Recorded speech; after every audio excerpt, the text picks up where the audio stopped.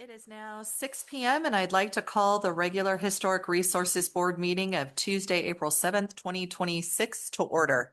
Can you hear me now? All right. Do you need me to repeat that? Okay, thank you.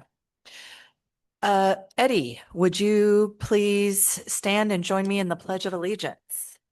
Be my honor. I pledge allegiance to the flag of the United States of America and to the republic for which it stands, one nation, under God, indivisible, with liberty and justice for all. Thank you. Clerk, please call the roll. Alrighty. Board Member DeVries. Vice Chair Mortarano. Here. Board Member Sanchez.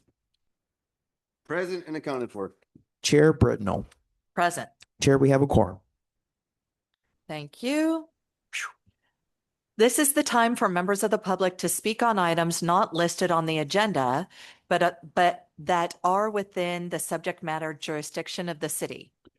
The Historic Resources Board cannot take action items not on the agenda, but staff may follow up on matters raised.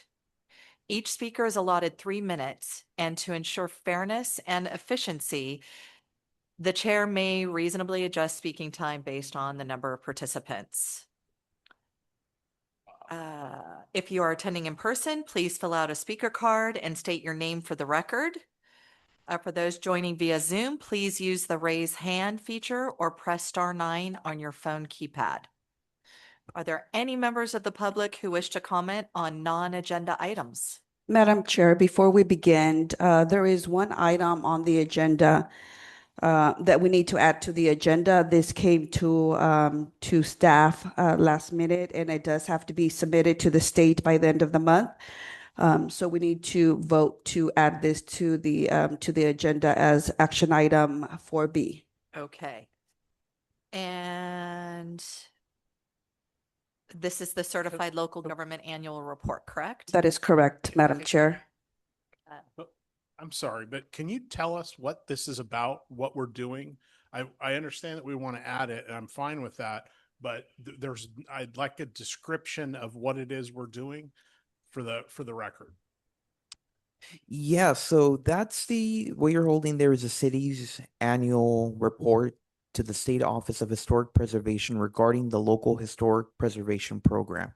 So for this item, the board is being asked to review the report, provide any comments or corrections, and consider accepting it so staff can move forward with the submittal.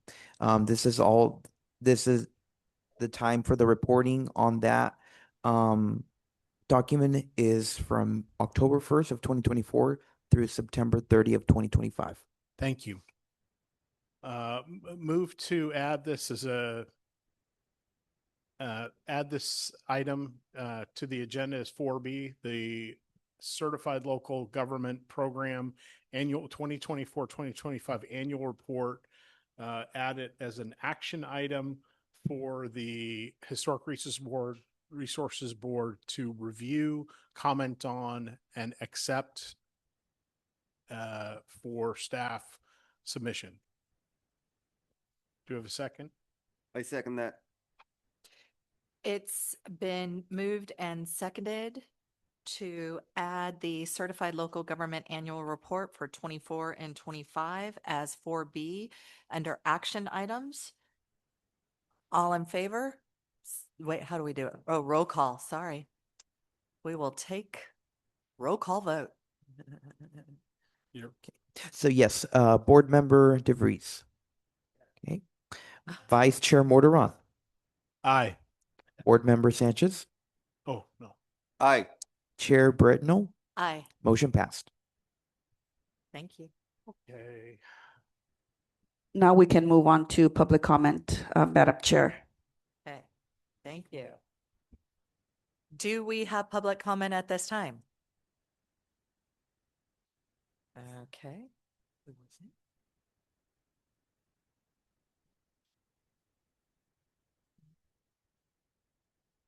Where am I here? All right. They were still in debate whether or not they were going to approve. Seeing that there is none, we will close general public comment. I know. Okay, there are two items on the consent agenda. We need to approve the affidavit of posting of the agenda. Do I have a motion to do so?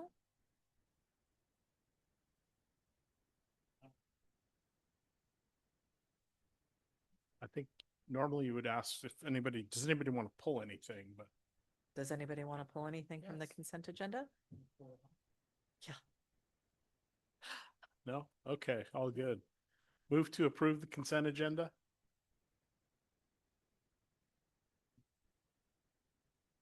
Is there a second?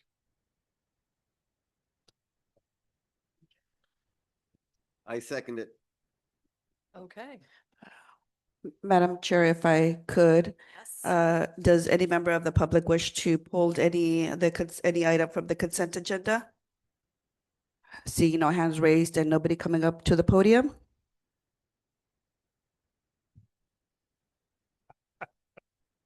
With with a motion from Board Member Mortrana and a second from Board Member Sanchez, we will take a roll call vote. Alrighty, Board Member DeVries. Vice Chair Mortorano. Aye. Board Member Sanchez. Aye. Chair Brednall. Aye. Motion passed. Okay.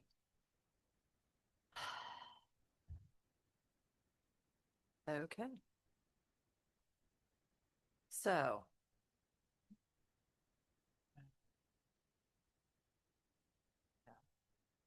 May we please have the report from staff on the San Juan Bautista Historical Society?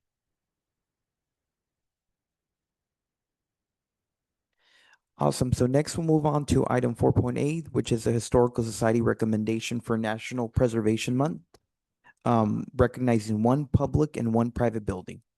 Before we begin, I want to thank the San Juan Bautista Historical Society for their time and care they put into bringing the recommendations forward. Their continued work helps highlight the places that give San Juan Bautista its unique history and character. I also want to thank the board for your service, knowledge, and continued stewardship on the city's historic resources. For this item, the board will be asked to hear the presentation, take public comment, and then consider whether to support recommended recognitions for National Preservation Month. With that, I'd like to introduce our partner here in the city, the Historical Society. Good evening. Can you hear me? Okay, I'm Vandiki Bear, President of the Historical Society. Thank you, Victor, for that nice introduction. Thank you, staff, for asking me to be here. Since May of 2012, the Historical Society has brought to the Historic Resources Board recommendations for a public use building and a private use building to be recognized by the city in May, National Preservation Month. And in your packet, you have a list of all the previous nominees. And for the benefit of the public, where's the camera? Where do they see me?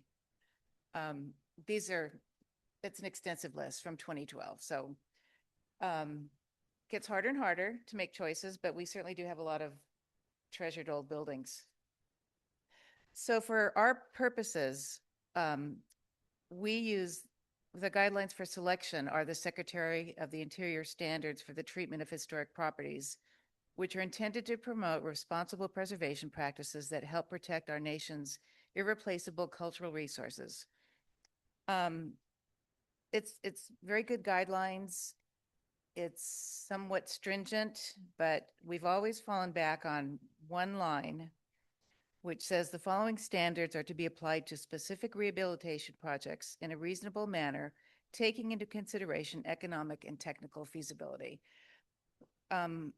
I think most of us who appreciate historic preservation would love to see things restored to the nth degree, but that's not always feasible, especially in a town like San Juan. We're not like Carmel or Monterey. We do what we can with what we have, so we acknowledge that. For the public use building, we're going to recommend the Leslie L. Garrett VFW Post 6359 at 58 Monterey Street. And it's a one-story social hall constructed between 1948 and 1951 in the Monterey Revival style with an adobe structural system and a concrete foundation. It was built by the veterans. The men who came home from World War II built that building. It took them 2 years. The funds were raised locally. The materials, I think, were provided locally. It was a labor of love. The product of community collaboration or cooperation and support of the San Juan Bautista VFW. It was completed by volunteer effort from the donation of the ground on which it stands to the nails driven into the walls. So it's really so representative of San Juan. This building, this property was donated by the Nyland family. I'm not going to say who I think donated that property, but I think it was, yeah, I'm not going to say because I could be wrong. But anyway, the things that we look for are whether or not the character defining features were retained.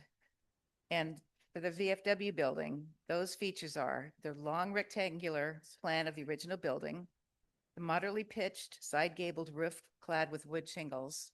I think they're tile now though. Open eaves with a moderate to wide overhang and vertical boards within the gables, exterior adobe chimney, smooth plaster exterior cladding on adobe structural walls, nearly full width front porch sheltered by an extended secondary shed roof with exposed rafters, a porch supported by rectangular wood posts with rounded wood brackets, board and batten wood doors, steel casement windows, the building surrounded by parking areas, and the flagpole with a pyramidal adobe base in the front of the hall. This language comes from the DPR, which is Department of Parks and Recreation document that was created for each of our old buildings in town with our 1981 and 2006 inventories.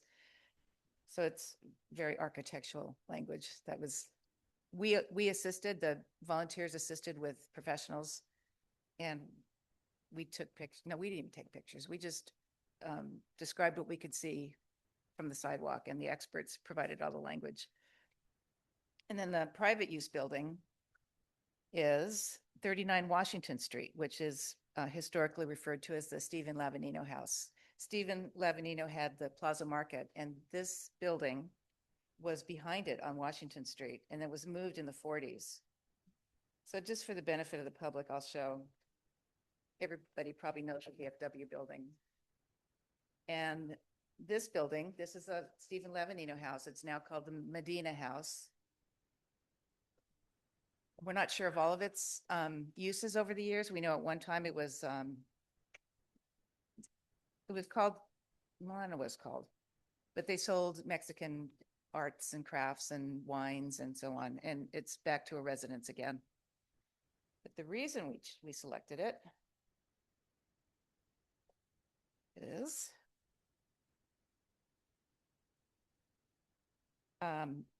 so both properties were assigned a National Register Historic Property Status Code of 5D3, which indicates it is historic. It is contributing. It could be eligible for local listing. And this building is one of the 2 remaining Queen Anne style buildings. You know what the other one is? Or close the house. Yeah. So they're treasured. They're unique.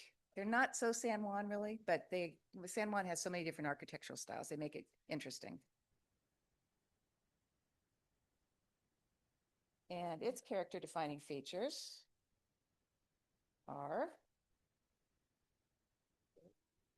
a steeply pitched pyramidal hipped roof with an intersecting gable at the facade, a gable with an inset pediment with wavy shingles, moderately overhanging boxed eaves, horizontal wood siding, a partial width front porch under the principal roof with concrete steps and wood landing, bay window with a fixed wood sash with a fixed wood window flanked by wood double hung sash windows, and wood double hung sash windows with wood casings.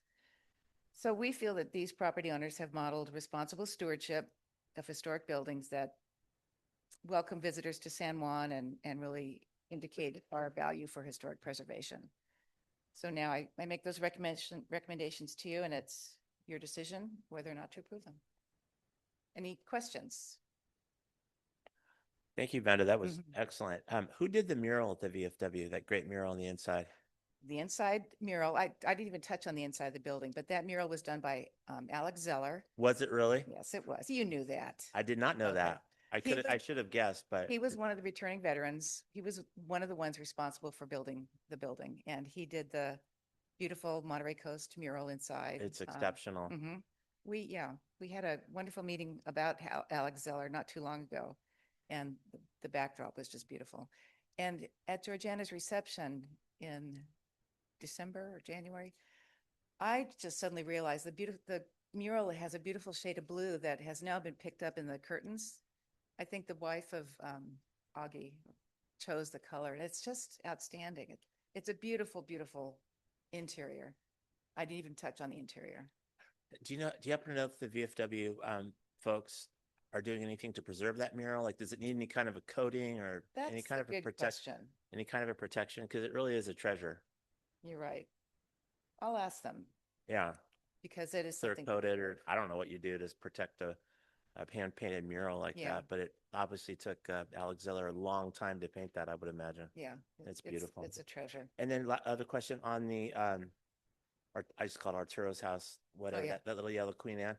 Where did that used to be originally? It was, so Stephen Lavanino owned the Plaza Market on Uh-huh. 3rd and Washington, and Uh-huh. the DPR says it was on Washington behind the market, and Behind it was the moved in the market, 40s. which So it's is- probably just up kind of where the Oriental Express used to be, probably. Oh, you think so? I think, because that market goes all the way through to, the Yeah. end of the building. On that empty lot that used to be the Orient Express, Right. that's where that house was, and then it was moved to its current location in the 40s In or the 40s, 50s? yeah. I'll be darned. That's fascinating. Thank you very Mhm. much, Amanda. Any other questions? Okay, thank you.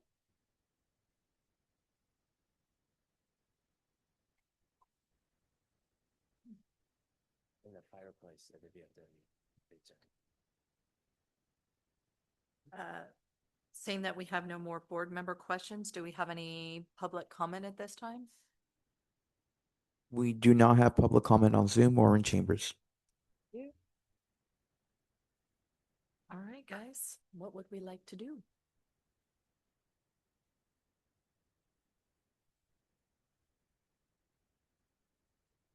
I, for one, definitely approve and am thrilled that both of these sites were nominated.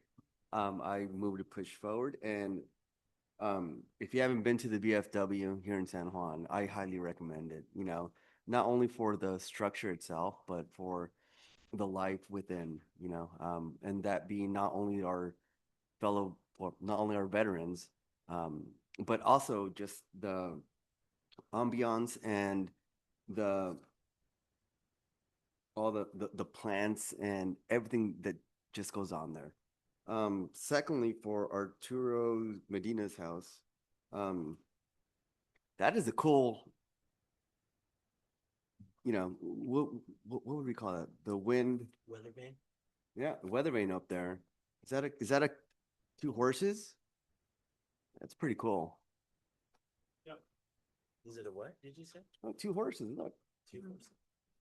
So that's my comment. And thank you for your presentation. It was amazing.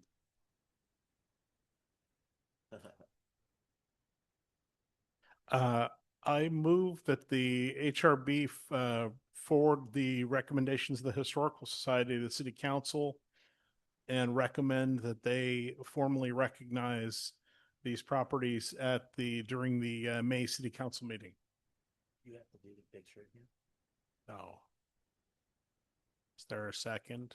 Second, I'll second that. Okay, it has been moved and seconded that we recommend the city council formally recognize the two facilities being presented today by the Historical Society for recognition. Let's proceed. Roll call. With the Board roll Member DeVries. Vice Chair Mortorana. Aye. Board Member Sanchez. Aye. Chair Bretnell. Aye. Motion passed. Madam Chair, I'm sorry, go ahead. Amanda, do you have the plaques worked out? Do you have the plaques the honorary plaques worked out that David Maderos used to do? Well, last year, the Chris- historic. Chris re- did- well, Yeah, okay, Chris and I were supposed to do it, but Chris ended up doing it all. okay. Is anybody willing to do that this year? David Maderos did it for 15 years. The city council's making the presentation. Seems like that would fall to staff. Uh, The Historical Society Board is meeting could this a- week. I You can could ask add that to the back of the motion. Yeah, we could. I'll ask if the Historical Society would be willing to do that. Yeah, and we'll absorb the Uh, cost. If, We can- if you need help, I'll help. No problem, if but you need any help, let us know. Just where did you get the photos printed last year? my office. Okay, they looked good. Mine won't look so good. I'll take it to I graphics. yeah, my business partner's wife is a graphic artist or Okay. was a graphic artist for the Monterey Bay Aquarium. Okay, He formatted it for us and then emailed it to me and I printed it and went to and found some frames and so forth. well, I can get the frames. Yeah. Would you be willing to do the photo part?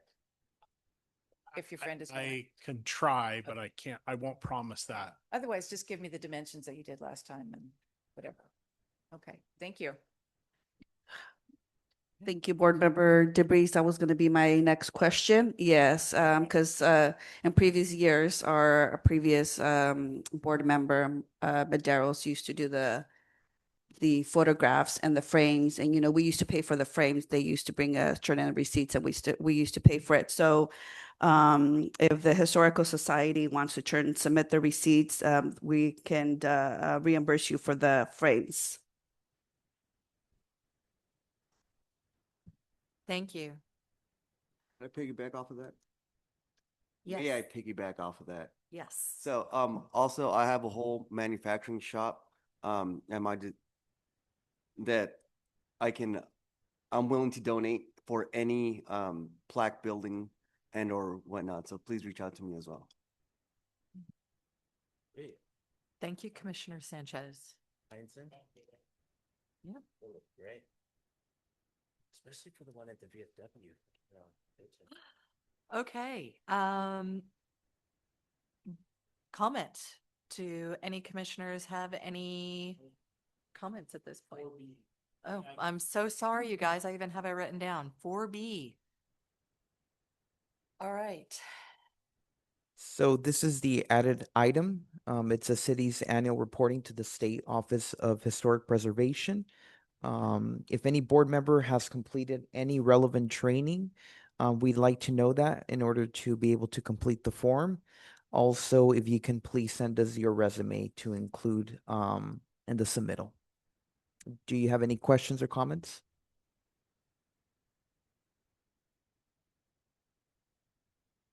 I just had an opportunity to review it this afternoon and it looks good to me. Does anyone else have any comments, questions? I'd like to take just a couple of minutes. We got Yeah. handed this, so I'd like to just take a couple of minutes to look at it. Sure.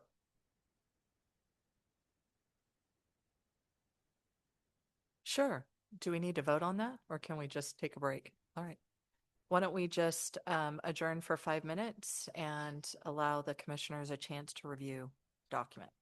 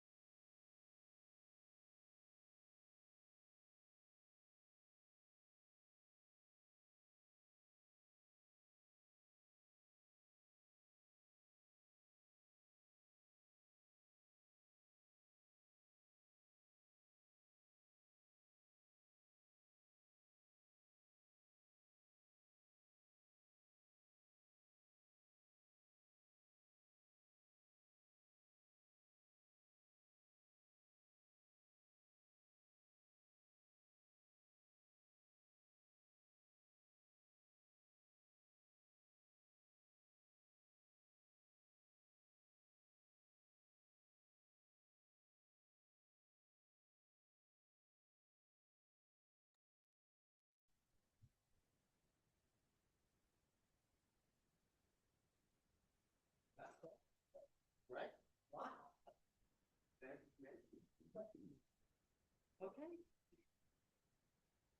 Thank you. I would like to bring the Historic Resources Board meeting of April 7th back to Back in session. active session, please.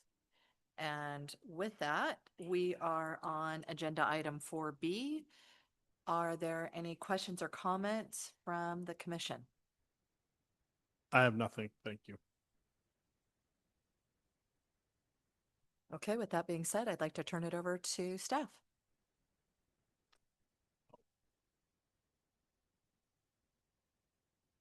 I don't have any updates on the grants. I will have that at the next meeting, or I'll get it before and send you out an email.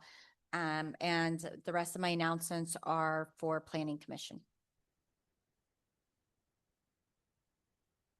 So we just had to review this, right? We didn't have to do anything. We have, yeah, but Oh, there we is. need public comment and then, Oh, okay. All right. All right. Sorry, I'm learning. I'm learning. all right. Great job. Okay. Do we have any public Yeah. comment on action agenda item 4B? No hand raised on Zoom and nobody in chambers, Madam Chair. Okay. Do I need to ask for comments again? All right.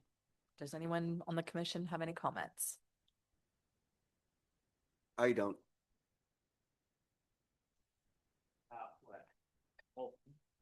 4B, 4B. Now, I have a question for staff. What exactly are you looking for us to do? To make comments, approve it? We're not approving this, right? We're reviewing it for content and then passing it on. I- Or are we? You're accepting the report and requesting staff submit it to the State Parks Got it. Commission. I move that the HRB accept the Certified Local Government Program 2024-2025 annual report as submitted by staff and direct staff to submit it to state parks as necessary by the due date.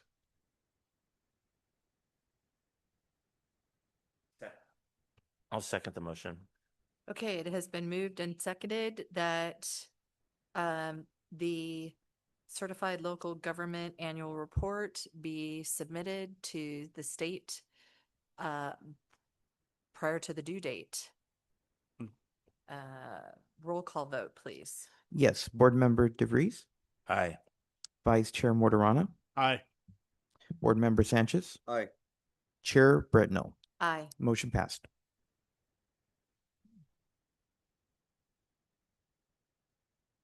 All right. Commissioner Sanchez, do you have any comments that you'd like to make at this time? No, I do not, Madam Chair, but thank you for asking. Commissioner DeVries? Yes, I'd like to revisit an idea that I articulated a while ago. It was right after she passed away. But seeing Vanda here tonight with the two buildings reminded me, I think it would be appropriate, fitting, and wonderful if we could, as an HRB, establish an annual award for a person in the community who does a lot to preserve history and work on history and those kinds of things, and name it after Georgiana Gallardi, the Georgiana Gallardi Historic Preservationist Award or something like that, in honor of her longstanding contributions to this community, founding of, or co-founder, I think, of the Historical Society with Joe Colomber and Leonard Catano and all those guys. And I just think it would be a great tribute to her and incentivize and provide the type of reinforcement for people in our community to get involved in history and to work on it and to preserve it and to take that up as a torch that she would gladly pass on, I'm sure. So perhaps we can have that set as an agenda item for discussion at the next meeting. That'd be mine. I think that would be fitting considering it's Historic Preservation Month. Oh, even better. Okay.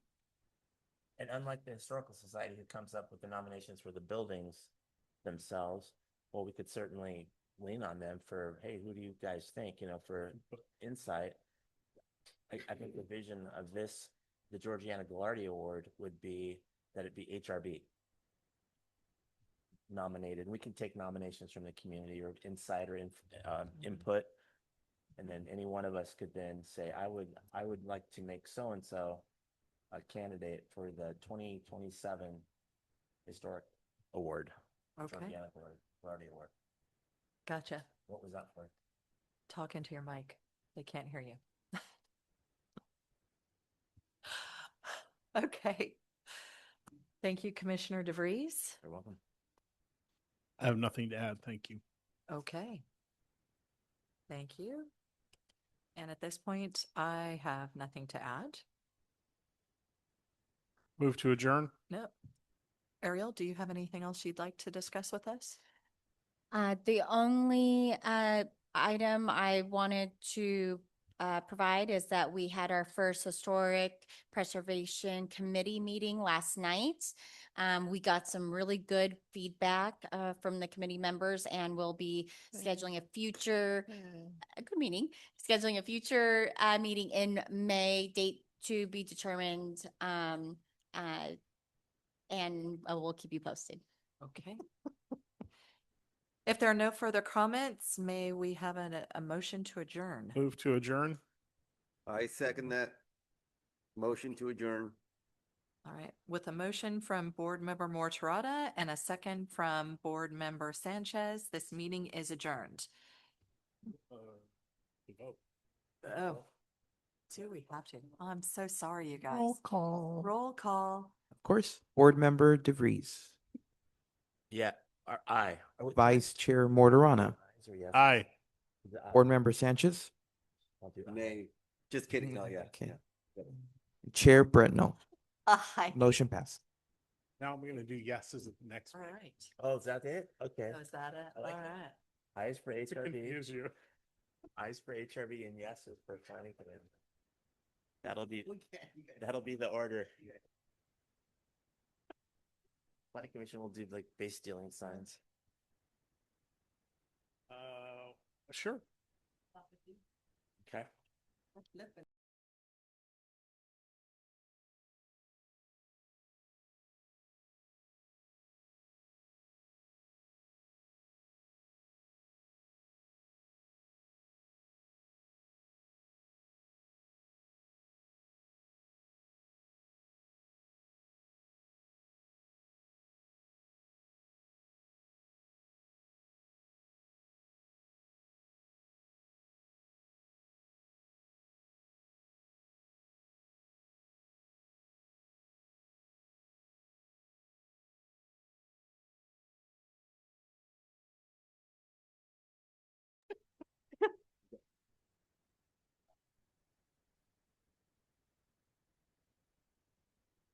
Thank you, Madam Clerk. I'd like to welcome Roy Morales to this City of San Juan Bautista Planning Commission hearing for April 2026. We're glad to have you here, sir. It's quite an honor. Thank you. Should we rise and pledge our allegiance to the flag? Chris, you want to lead us? Certainly. Whoa. I pledge allegiance to the flag of the United States of America and to the republic for which it stands, one nation, under God, indivisible, with liberty and justice for all. May we have a roll call, please? Yes. Commissioner Bretnell, Commissioner Mortarana, present. Vice Chair Sanchez, Present and accounted for. Chair DeVries, Present. Chair, we have a quorum. Thank you. All right, going to our first item on the agenda. We set aside time every month to hear from the public on items that are not otherwise going to be on the agenda. Are there any? No one in the audience? Any hands raised? Liz, I don't see any. We do not have any hands raised on Zoom. Okay. I said, should I have asked that to you? Oh, sorry. Okay. All right. So then if there are no, then public comment for items not on the agenda is closed. Next up, let me borrow somebody's agenda. Can I borrow your agenda? I'll just do it by memory. We have typically it's the consent agenda with 2 items, the affidavit of posting and the minutes of March 3rd. Is there anyone that would like to pull one of those things? If not, we'll entertain a motion to pass both at the same time. I move that we pass both at the same time. Is there a second on that motion? Second. Roll call vote, please. Victor? Of course, Commissioner Brittenell, Aye. Commissioner Mortarana, Aye. Vice Chair Sanchez, Yes. Chair DeVries. Aye. Motion passed. Thank you. Next, we have informational items number 4A, Planning Commission procedures and informational presentation by our own illustrious Ariel Goodspeed, who is very well versed in this area and on this topic. Take it away, Ariel. Good evening, commissioners, members of the public. Ariel Goodsby, Planning Manager for the City of San Juan Bautista. And I am going to be providing the Planning Commission training this evening. Let's get the PowerPoint up.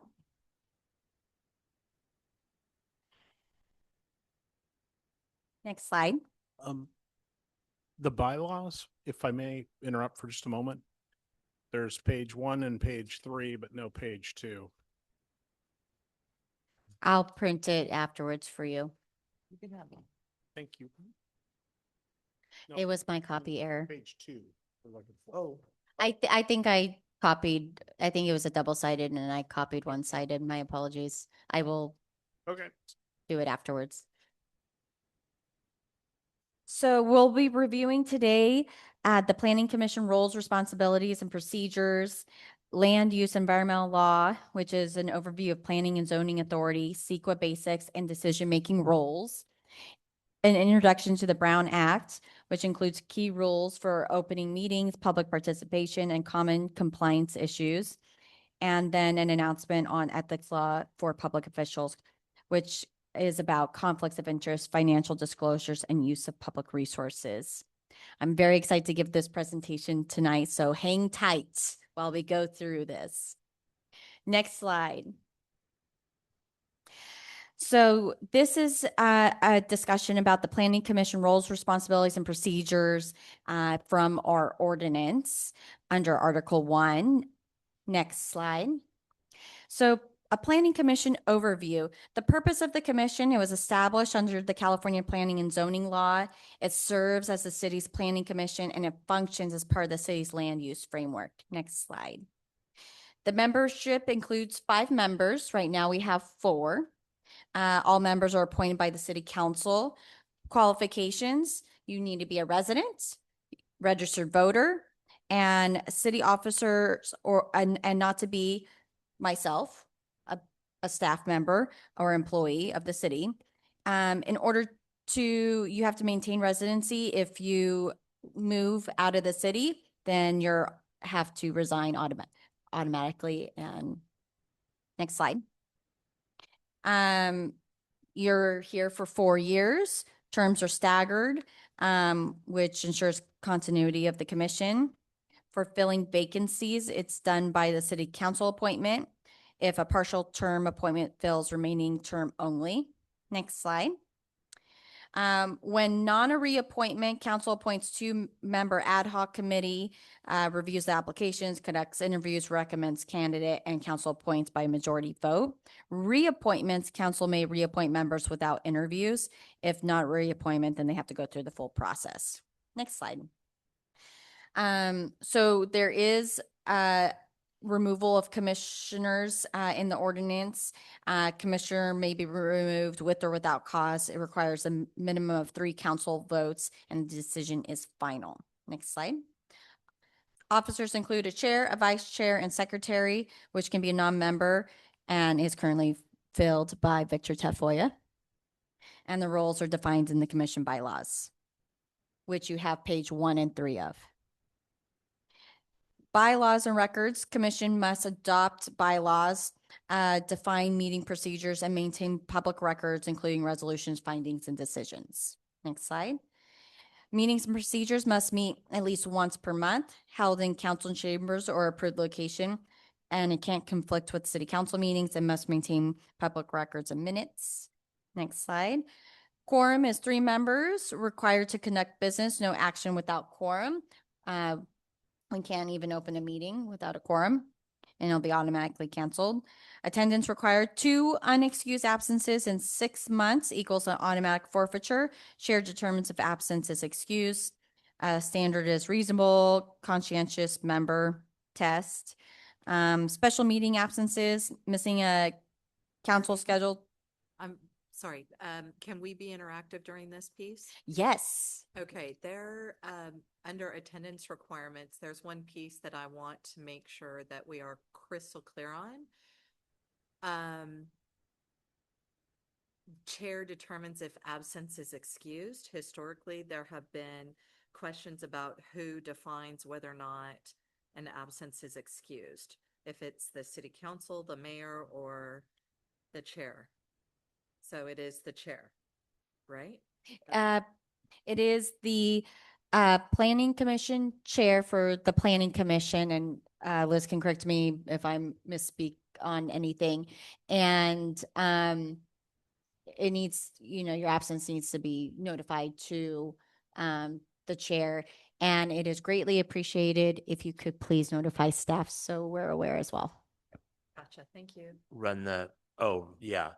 And I've tried to mention it on the record when we do roll call. I'll say, like, Chris travels a lot, and I'll say, Chris let me know that he's going to be in Florida and that absence is excused. So there's no question for it. And it goes in the minute. It goes in the minutes. Keep in mind that the city council can remove you. If they deem it not acceptable, the Right, city council can remove you at any time. I gotcha. I just wanted to clarify that. Thank you. Mhm. Yes. Thank you.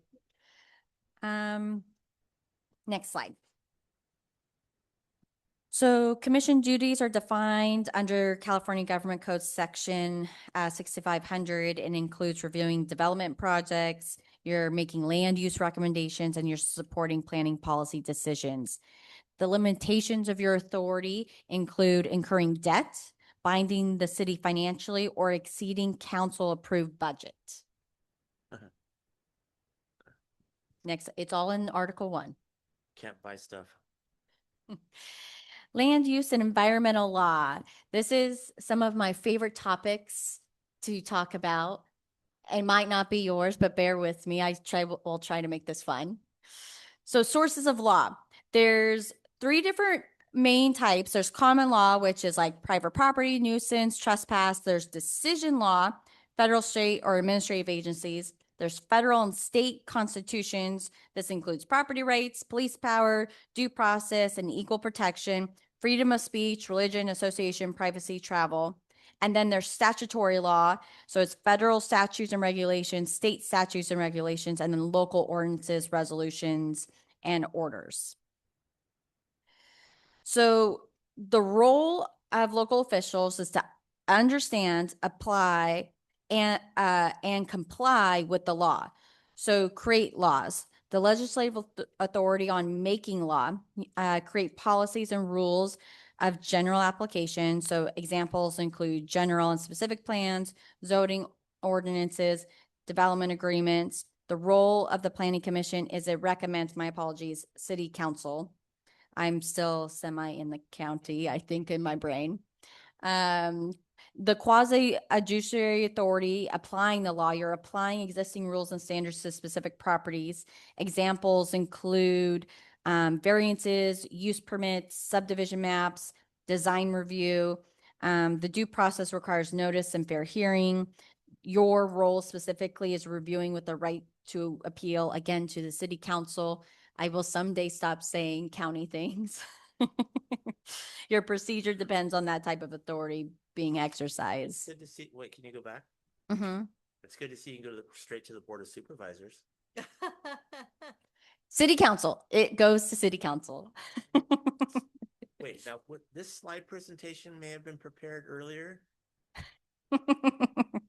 Maybe. California land use hierarchy. So just a little bit about how things work. You have the Office of Planning and Research, or OPR. That's where we submit our annual progress reports. So includes CEQA and general plan guidelines. It maintains the CEQA clearinghouse. And you have state agencies, so Caltrans and Transportation Commission, Natural Resources, so Department of Fish and Wildlife, Forestry, CAL FIRE. You have air and water boards, CARB, Water Quality Control. You have the Department of Housing and Community Development, HCD. They were very involved in our housing element, as you guys worked through earlier this year. You have regional agencies, so the regional air boards and air pollution control districts, regional water quality control boards, the Council of Governments and regional transportation planning agencies, commonly referred to here as COG. You have your local agencies, so your local agency formation commission, which coordinates provision of services and boundaries. So as we're working through the general plan amendment on the infill study and changing our sphere, it will go through a LAFCO process. Then you have counties and cities. You are the city. You make and enforce ordinances and regulations, and then you have special districts, so service providers without police power. The general plan, it's the constitution of land use. So all government decisions affecting the use of land have to be consistent with the general plan. It's a long-term plan, 20 to 30 years. Ours goes through 2035. It's comprehensive and requires elements of land use, circulation, housing, conservation, open space, noise, and safety. States the policies with diagrams, objectives, principles, standards, and proposed implementation measures. And as we had provided earlier this year, we have to do annual progress reports. The process for general plan adoption or amendments includes tribal consultation, SB 18, required early in the planning process for general plan updates and certain amendments. Planning Commission conducts workshops and notice public hearings, and then again makes a recommendation to the City Council by resolution. The City Council holds notice public hearings if new changes are not considered by the Planning Commission, must refer back for recommendation, adopt general plan or amendments by resolution.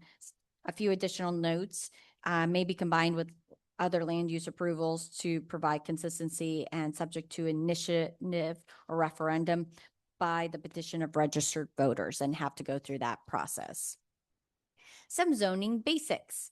So zoning regulates compatibility and intensity of land uses. So it's really implemented by classifying and separating uses into zoning districts with uniform development standards.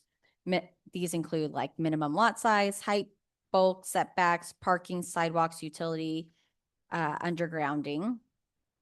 The legal framework includes zoning must be consistent with the general plan, must promote public health, safety, and welfare. Zoning ordinances amendments follow a similar process as general plan adoption amendments, and then again can be subject to voter initiative or referendum. Next slide. Some implementing tools. Zoning amendments can be processed alongside general or specific plan amendments, subdivision map approvals, or development agreements. Zoning districts may include permitted uses by right, conditional use permits for discretionary approval, which would come to you as a body. Variances may be granted when strict application of standards would create an unnecessary hardship due to unique property circumstances. Next slide.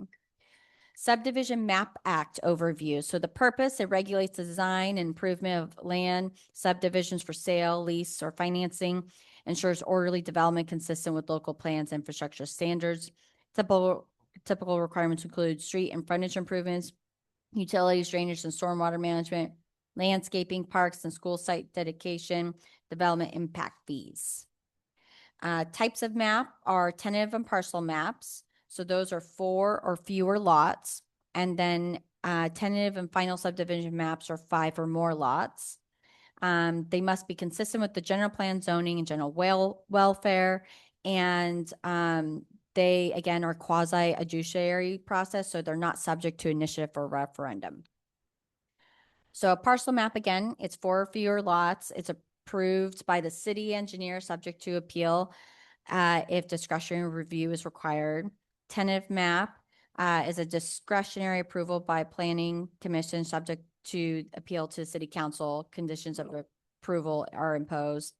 Final map reviewed for technical compliance with approved tentative map. Ministerially approved by city council, includes acceptance of dedications and subject to mandatory timeline for review, approval, and appeals. Some other planning laws you should be familiar with include Permit Streamlining Act, so establish deadlines for local agencies to act on development applications. Mitigation Fee Act governs how local agencies impose, justify, and use development impact fees. Development Agreement Law, so a government code 65864 through 65869.5 allows contracts between public agencies and developers to vest development rights. Accessory dwelling unit and density bonus laws, which facilitate increased housing supply and affordability through streamlined approvals and incentives. Wait, Ariel, can you go back to that last slide? This is interactive, right? Isn't that what you Yes, sir. So she went through all 1, 2, 3, 4 of the 5 of those things really fast, but each one is just hugely important. And we will see these things play out in real life for things that come before us over time, like the Permit Streamlining Act. The bottom line there is if a municipality, a city, or the county does not act in enough time, it could be deemed automatically approved. So you really got to watch that one. And as a result, planners like Victor and Ariel and others are very cognizant of that and careful. And the thing that starts the clock is something called whether you are complete or incomplete on your application. So they'll say, nope, the clock doesn't start yet. You're incomplete. Nope, not yet. You're still incomplete. Because once they say it's complete, just like 60 minutes, and then they only have a certain amount of time to get things done. So, and the idea there is you don't want municipalities just to put your application up on the shelf if they don't like it, and they to get some kind of an adjudication on the thing rather than just slow walking someone. Did you want to say something? I would like to suggest that as Dan's pointed out, some of these acts that sort of override what may have been in the local ordinances or have changed over the last few years would be a great meeting in and of itself. Yeah. A little training session, because I know the situation that Dan described is exactly how they got the map approved at Copperleaf without any review by any public board. It was automatically approved because it was mishandled basically, and it was the fault of the planning commission, because the planning commission just didn't understand that clock had started. Mm-hmm. So yeah, and it's painful when something gets automatically approved because it takes away the ability of the community to effectuate changes on the project that you would otherwise want to have, and you're not hamstrung.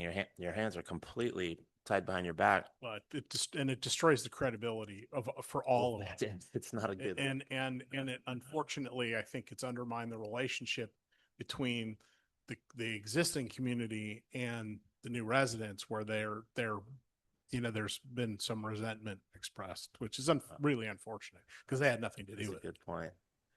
And a couple more things to touch on. Development agreement law. We refer to those casually as DAs, development agreements. Those are a big deal also. And we just saw a DA, Ariel and John Giffen, the city attorney, and I and Ashley had to really get under the hood on a development agreement that was put in place for the gas station project now that's about to get underway, and operating under that development agreement, which is a contract. And what does it say and what does it not say, et cetera. So DAs are a very powerful concept under the law to be paid attention to. Accessory dwelling units and density bonus laws, like what is it, SB 8 now, that allows lot splits on an administrative level. These things are the hot topic right now because under the Gavin Newsom administration and the California housing crisis, there's a big push to make it easier for people to build additional units and have additional yacht lots, not harder. So we've seen these things come up and up and up. I think SB 8 was just January 1, 26, wasn't it? Yeah, I think an amendment, I think it was passed previously and so it can allow a lot split administratively, but it has to meet very specific requirements. It has to fall under that. So I absolutely think that maybe some of these we could bring back, Yeah, freeze out. like Chris said, we could talk for a long time about each one. She's in the interest of time, she's just going through these things. I just wanted to pause and say, these things are a big deal. They're a really big deal. Accessory dwelling units, ADUs, super popular now. ADUs popping up all over town. You see a little secondary unit in someone's backyard. So we will see this stuff as we go forward. Yes, and ADUs allows up to 1,200 square feet. You actually can by ordinance adopt a higher square footage. And so that was actually something that was done, we did in the county. They allowed up to 1,500 square feet. And they also created some pre-approved design plans that residents could use. Go ahead. Oh, I was just going to say that's significantly larger than my house. Mine too, as a matter of fact. Well, if by ordinance you would like to allow that, then you could build an ADU and move on in. Um, it's important to understand too, we've been for example, we've been contacted by the state. Our current ordinance is actually not in line with the state requirements. And so you'll be seeing later this year an updated ordinance to reflect state law. And so the state's really coming in and making sure that all the local governments have updated their ordinances to be compliant. Additionally, density bonus law allows, when they build, 20% or more affordability, it allows them concessions on things that basically they don't have to meet local ordinances on certain things because they're allowing so much affordable housing. So it allows it's to promote affordable housing development. And so it kind of streamlines, some of that. So I can definitely bring back and kind of tease out some of these more because all of them go into a potential project that planning staff is reviewing and have to make sure that the project is compliant with. And then also, as we bring it forward to you, when you're making a decision, you have to be making a decision that it's compliant with state regulation as well as your local ordinances. So it is important to have at least a base understanding of what you're making decisions on. In the staff reports being presented, we include all that background information as well. Anything else before I go to the next slide? No. Okay. A couple more is financing districts. So community facility districts, and it's to finance public infrastructure and services. So when a new, let's say, housing development happens, all of their services, so street lights, street maintenance, and those kinds of park maintenance, those kinds of things, they look at what the costs would be. And then it's assessed and it's put into their property taxes and they have to pay it every year. And then there's annual essential reporting that's done. And there's actually going to be some special meetings coming up later this month, actually. I believe it's next week, for those who live in those districts. So there'll be a deeper dive if you want to attend one of those meetings. And then affordable housing laws, so including Housing Accountability Act, no net loss zoning, and the Housing Crisis Act. It doesn't apply to you guys, Surface Mining Reclamation Act or SMARA. Next slide. You, you're not even gonna, so I will, Ariel's too humble, but she was the SMARA designee for the whole county. For how long? Years, right?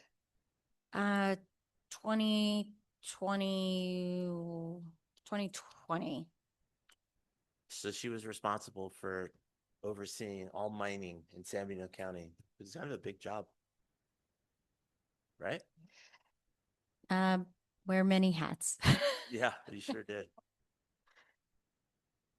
Okay, so one of my favorite subjects, Uh-huh. California Environmental Quality Act, or CEQA. Can we just skip this one? Is it really your favorite? You like CEQA? My uh, short little anecdote. My undergrad was in environmental policy, and when I took a environmental impact assessment course that talked about CEQA and NEPA, and it was taught by planners, that is how you have captured someone who wanted to then be a planner. It's what Oh, got me onto this career path. So you can thank that class. You can thank CEQA for my interest in serving you today. thank you. I'll say it for So it applies to all discretionary and governmental actions that may significantly affect the physical environment. It requires agencies to identify potential environmental impacts, disclose those impacts to the public, avoid or mitigate significant effects when feasible. An environmental impact report is the most comprehensive form of review and allows for overriding considerations if impacts are unavoidable. Next slide. So again, it applies to discretionary projects. So there's discretionary and then there's ministerial. Ministerial is something that's permitted by right. So that is in subject. But so building permits are ministerial, so they're not subject to CEQA. Now, discretionary projects are like use permits, zoning changes, subdivisions. Now, CEQA, again, doesn't apply to ministerial actions. It's exempt. Projects, there's certain types of exemptions. There's statutory exemptions, and then there's categorical exceptions. Statutory is emergency repairs, transit. And then categorical exemptions are things like minimal grading or new construction, and there's a whole list, and it's very fun. Some other thresholds is that when a discretionary project is not exempt from CEQA and does require initial study, then AB 52 is required. SB 18 really is legislative. So general plan amendments is when SB 18 would be triggered. AB 52 consultation is really for like discretionary projects, conditional use permits, those kinds. There is legislation all just on tribal consultation requirements, noticing, and consultation process. So we have to know a little bit about everything. As we work through projects. So determining if CEQA applies or an exemption, that's done by staff in review of a project. And then we, again, if it's not exempt, we engage in tribal consultation, prepare initial study, identifying potential significant environmental impacts from changes to existing conditions. If there's no significant impacts, you can prepare a negative declaration and adopt with project approval. If there's impacts that can be mitigated, then you can prepare a mitigated negative declaration. And then if there's significant unavoidable impacts, then you need to prepare environmental impact report. And there's additional requirements with that, including notice preparation, scoping meetings, circulating the draft EIR. Now, some of the difference too between mitigating negative declarations, public drafts, and environmental impact report public draft is that MNDs, you have to circulate to the public for 30 days. EIRs, you have to circulate for 45 days. And so all of those things, you can actually extend the date. You can allow like a longer, but you can't do less than that. Well, there is a exception where you could do a 20-day review. It would have to be approved by OPR. Generally, it's not. So just stick with the 30 days. Can I just interject something on this this slide? Yes. This helped me. Most of what we will see is either going to be categorically exempt from CEQA, and if that's true, then Ariel Victor will cite the part of the code under which the exemption lies, like under this part, blah blah blah, it's exempt. Okay, then you're done. And then 99 times out of 100, we're also going to see some form of a negative declaration, either a negative declaration or a mitigated negative declaration. Those are pretty garden variety. From the applicant standpoint, they're still kind of expensive, but the big granddaddy is the EIR. EIRs can cost $250,000, depending on the project, of course, but they're very, very expensive. They take forever to prepare, to put together. We're talking like a year or two sometimes. And so if Ariel and Victor have determined that a project rises to the level of needing an EIR, that's code for it's a big deal. That's a real big deal. Whereas most of the stuff we'll see will just be negative decks. Agreed? Agreed. Nowadays you rarely see neg Yeah. decks. Usually you can mitigate something. Right. So you won't see those too often. True.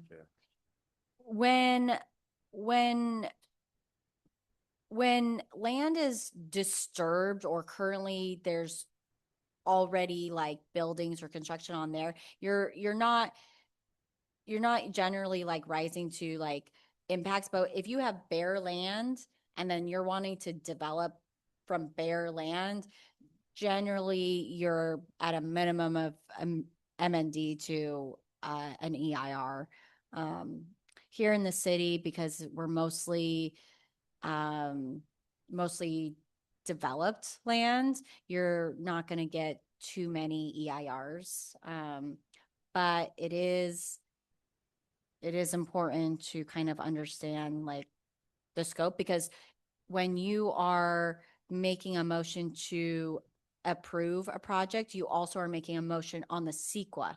And so it's important to understand CEQA because every discretionary action requires that finding. And so it's good to know what, and you have to make those findings. And so that it's an important role you have up there.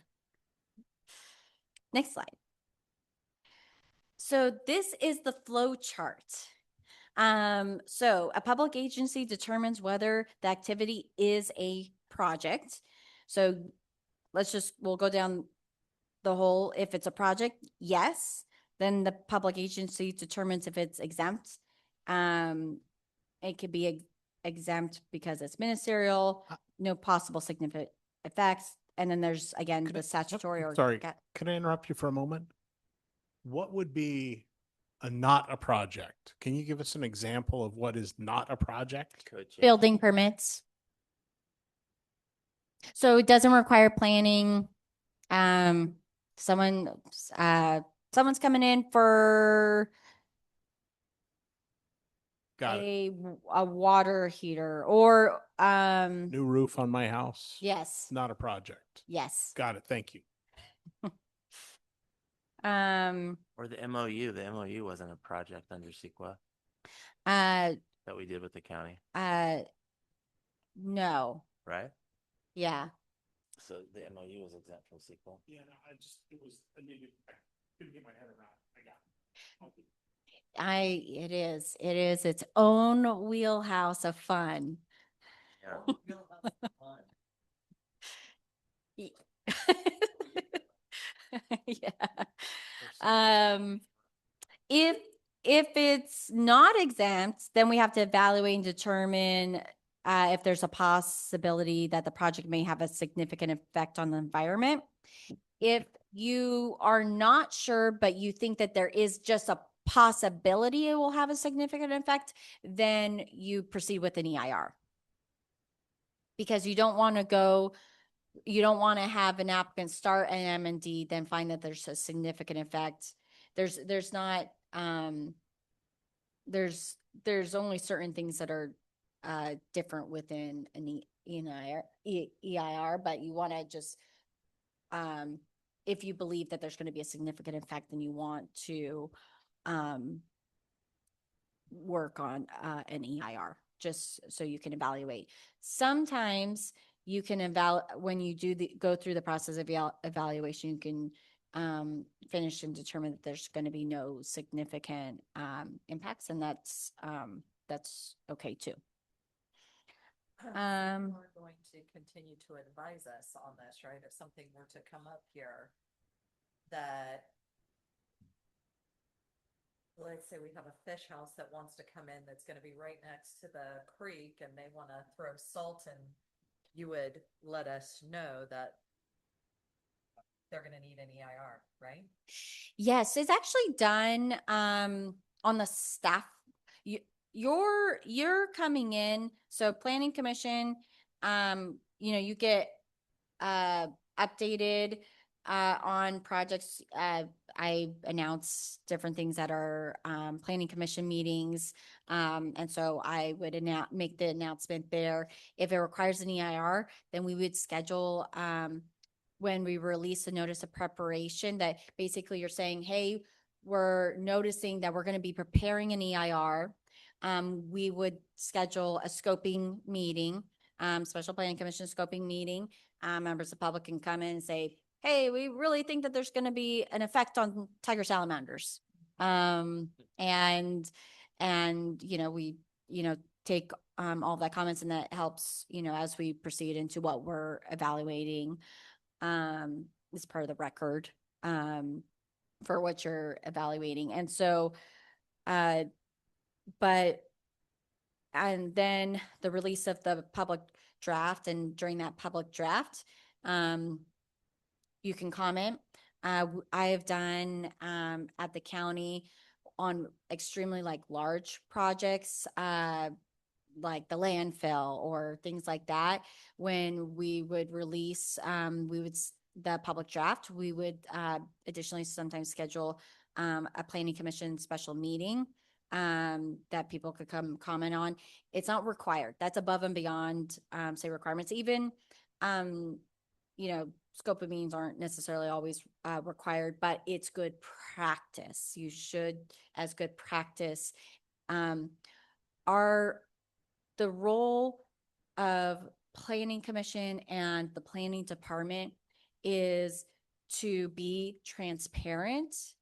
And so the best way to be transparent is to provide those additional and above opportunities. So that's a recommendation, not a requirement. Thank you. Next slide. And then, like I said, if it's possibly significant, the EIR. And then there's a difference between responsible agency and lead agency. So the city would be the lead agency that is preparing. We, as staff, wouldn't necessarily be preparing the EIR. That's why we're working on actually posting a notice of qualifications for environmental consultants. And so, which would be an extension of staff that would be preparing these documents. And then staff would be reviewing, managing the consultant, and assisting through that process. Again, lead agency sends a notice of preparation to all the responsible agencies. Lead agency prepares the draft EIR. Lead agency files a notice of completion and gives public notice of availability draft to the of the EIR. And then there's a public review period. And I'm gonna continue to the next slide because it's a long. So after the public review period, then you have the lead agency prepares the final EIR, and which responds to all of the comments of the draft EIR. So that's one of the main differences between an EIR and an MND. MND, you're not required to respond to public comment. You could maybe update something you receive, but you're not required to respond. Where an EIR, you're required to respond to every single comment received. Missing out on the fun. And then consideration and approval of the final EIR by decision-making body, those findings on feasibility of reducing or avoiding significant environmental effects, and decision on the project. For state agencies and local agencies, you're filing the notice of determination with the Office of Planning and Research, and you're filing it with the county clerk. There are fees. It's very expensive. It's thousands of dollars. So lengthy process. And then similar process for responsible agency. Next slide. Just a few things about like fair arguments standards have to apply. So negative declarations and MNDs, low threshold, any substantial evidence of a potential significant impact can trigger an EIR. So that's basically, like I said, if you think that there could potentially be a significant impact, that's why you lean towards, triggers producing an EIR. End result may not be that there's significant impacts, but so that's basically what that's talking about. Substantive evidence, it applies to EIRs. Courts typically defer to agency decisions if supported by substantial evidence. CEQA decisions are based solely on the administrative record. I don't know if our planning commissioner has any comments on the court system. Okay. Next slide. So some emerging issues, the legal risks and challenges. So there's short deadlines to file in court, 30 to 45 days from a notice of exemption or determination. Now that is if you file within 5 days. If you do not do your filing within 5 days, then that appeal period goes to 180 days. So someone can file suit. So it is so deadlines are critical in the planning department. You have to understand every single deadline and make sure that you're always adhering to it. Otherwise, you open yourself up to trouble. That's a good word. I'm sorry. It says the deadlines to file in court are 30 to 45 days. Oh, And so now how would it then 120 days or 180 days? So it's a short deadline. So as long as you've filed your notice of this, as long as staff has filed their, go back one slide, please. Oh, no, 2 slides. There we go. So we have to file the notice of determination with Okay. the county clerk and Got it. yes, So we file that determination within 5 days of what? of the decision being rendered. So Got the it. CEQA document, so Got when you approve, yeah, Move on to the next slide then. and then go, So Then- so if it's been filed within 45 days, then anyone that wants to file an appeal or a challenge has 30 to 45 days from the notice? yes. Okay. So we have, and that basically shortens that window on them being able to file to that amount of time. Otherwise, instead of that short amount of time, then they have up to 180 days. So you could be 4 months down the road and then someone, Got it. so it's important for us to do our job.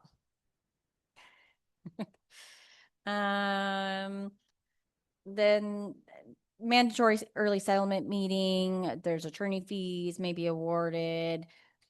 CEQA litigation can delay projects for years because basically they can't move forward if it's in litigation. It's common litigation tactics. It's sometimes referred to as a weapon of choice. And one of the common issues include greenhouse gas emissions, climate change, and water conservation. Just real quick, I wanted to, just so you guys are aware and staff still, it's new to staff as well.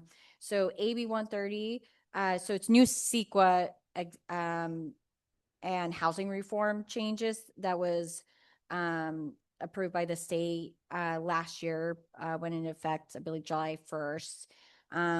So 130 streamlined CEQA for qualifying housing projects, applies to sites 20 acres or less or 5 or less for builder's remedy. We do not have any we don't have any builder's remedy. That is when you do not have a certified housing element, then a developer could submit an application and it's streamlined, a housing application, and it's streamlined, and they're not necessarily required to follow our zoning. So we have a To her, we have that, but the county doesn't. the city of Hollister doesn't, the county does. Mainly. Yes. I But think City they Hall- adopted in December and we adopted ours in January. And then I think they got their letter maybe right before us. I think they got their letter in January and we got our letter in February. So a city or county cannot say no. They like them apples to a project. Right. And so it is truly a builder's remedy because they can do whatever they want. And that's why us getting our housing element done was so important. And we're fortunate that we didn't have anyone come and just crank us during that time. How does this affect our MOU with the county? It's not, those are those, Good question. well, It's- so it would, so projects that are in the county, including builder's remedy projects, That's would a still good need to question. follow the MOU process where we would be notified if those projects are within the planning area. I think But there was one project just outside the planning area. what I'm concerned with is basically they have no ability to Right. shut it down or affect the project. Right. So Chris is whether we get notification or not, we can't have Right. any presumably there's no influence we can exert on it. That's right. So it does become very important for us that they get their housing element certified. Yes, and their housing element That's has been certified. And Yeah. I am aware that there is, I don't have the full list, but there were projects that were submitted under SB 330 Builder's Remedy that only did the preliminary application, never finished filing a Got it. full application. Ah. And so I believe they're going to be receiving notices Got it. that they're Not, can't proceed with builder's remedy. So only certain applications that got to that point, I would have to request current okay, information from the county on which sure, okay. projects are still.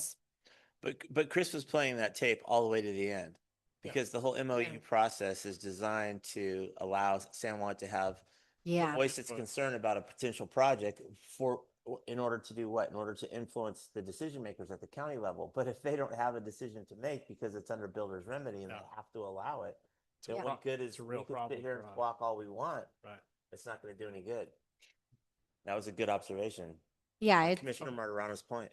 Yes. Thank you. He is commended.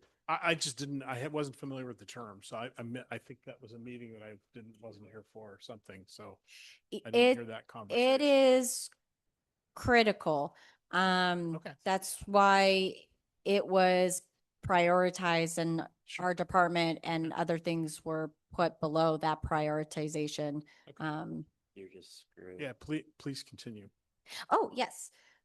I can get sidetracked because there's so much like fun things with law. Uh, it's great. Um, so where was I? Okay, so m- um it must be an incorporated city or urbanized area that meets all the following: density compliant with zoning, no demolition of historic structures, very critical for here in San Juan. Avoids hazardous sites and sensitive lands, prime farmland, wetlands, things of that. Not transient lodging, tribal consultation still required. Projects within 500 feet must meet air filtration standards. Wage and labor standards apply, and again, must be consistent with general plan and zoning. And establishes a statewide BMT mitigation bank. What's that last item? I don't know what it. Oh, vehicle miles traveled. So it was in 2020, CEQA changed the requirement from level of service when analyzing traffic. There's different ways to analyze it. And so they had one standard level of service, and then they changed it. And so our general plans all tell us what level of service requirement like projects need to meet. I think we're D. I'd have to double check our general plan. I can't remember. I think we might be D, but I can double check and provide that information. And then, but the criteria changed to vehicle miles traveled. So how far of a distance people are traveling for that project. So is how it's analyzed. So it kind of changed like the thresholds of a project's traffic being considered significant. A lot of projects in it are now their traffic impact are now considered a significant impact because of that change in analysis of how you view traffic impacts. Okay, thank you. I'm not a traffic engineer, so Yeah, that was. let me know if you have questions. I'll try that to. was frightening. Next slide. So another new exemption was SP 131. It included 9 new exemptions and also they call it near miss. Those new exemptions for include for certain types of projects. So with certain provisions, so it includes like exemptions for agricultural employee housing or wildfire risk reduction activities, daycare centers, rural health clinics, and advanced manufacturing facilities. Some other Can I ask a question about that? So, the health clinic that's been discussed here in town, Yes. would that qualify as a rural health clinic? The applicant needs to demonstrate that they are a rural health clinic and that they meet that definition. Okay. When I have that information, I will share. I don't have So it that's yet. not clear, but they're trying to do that. Yes, they are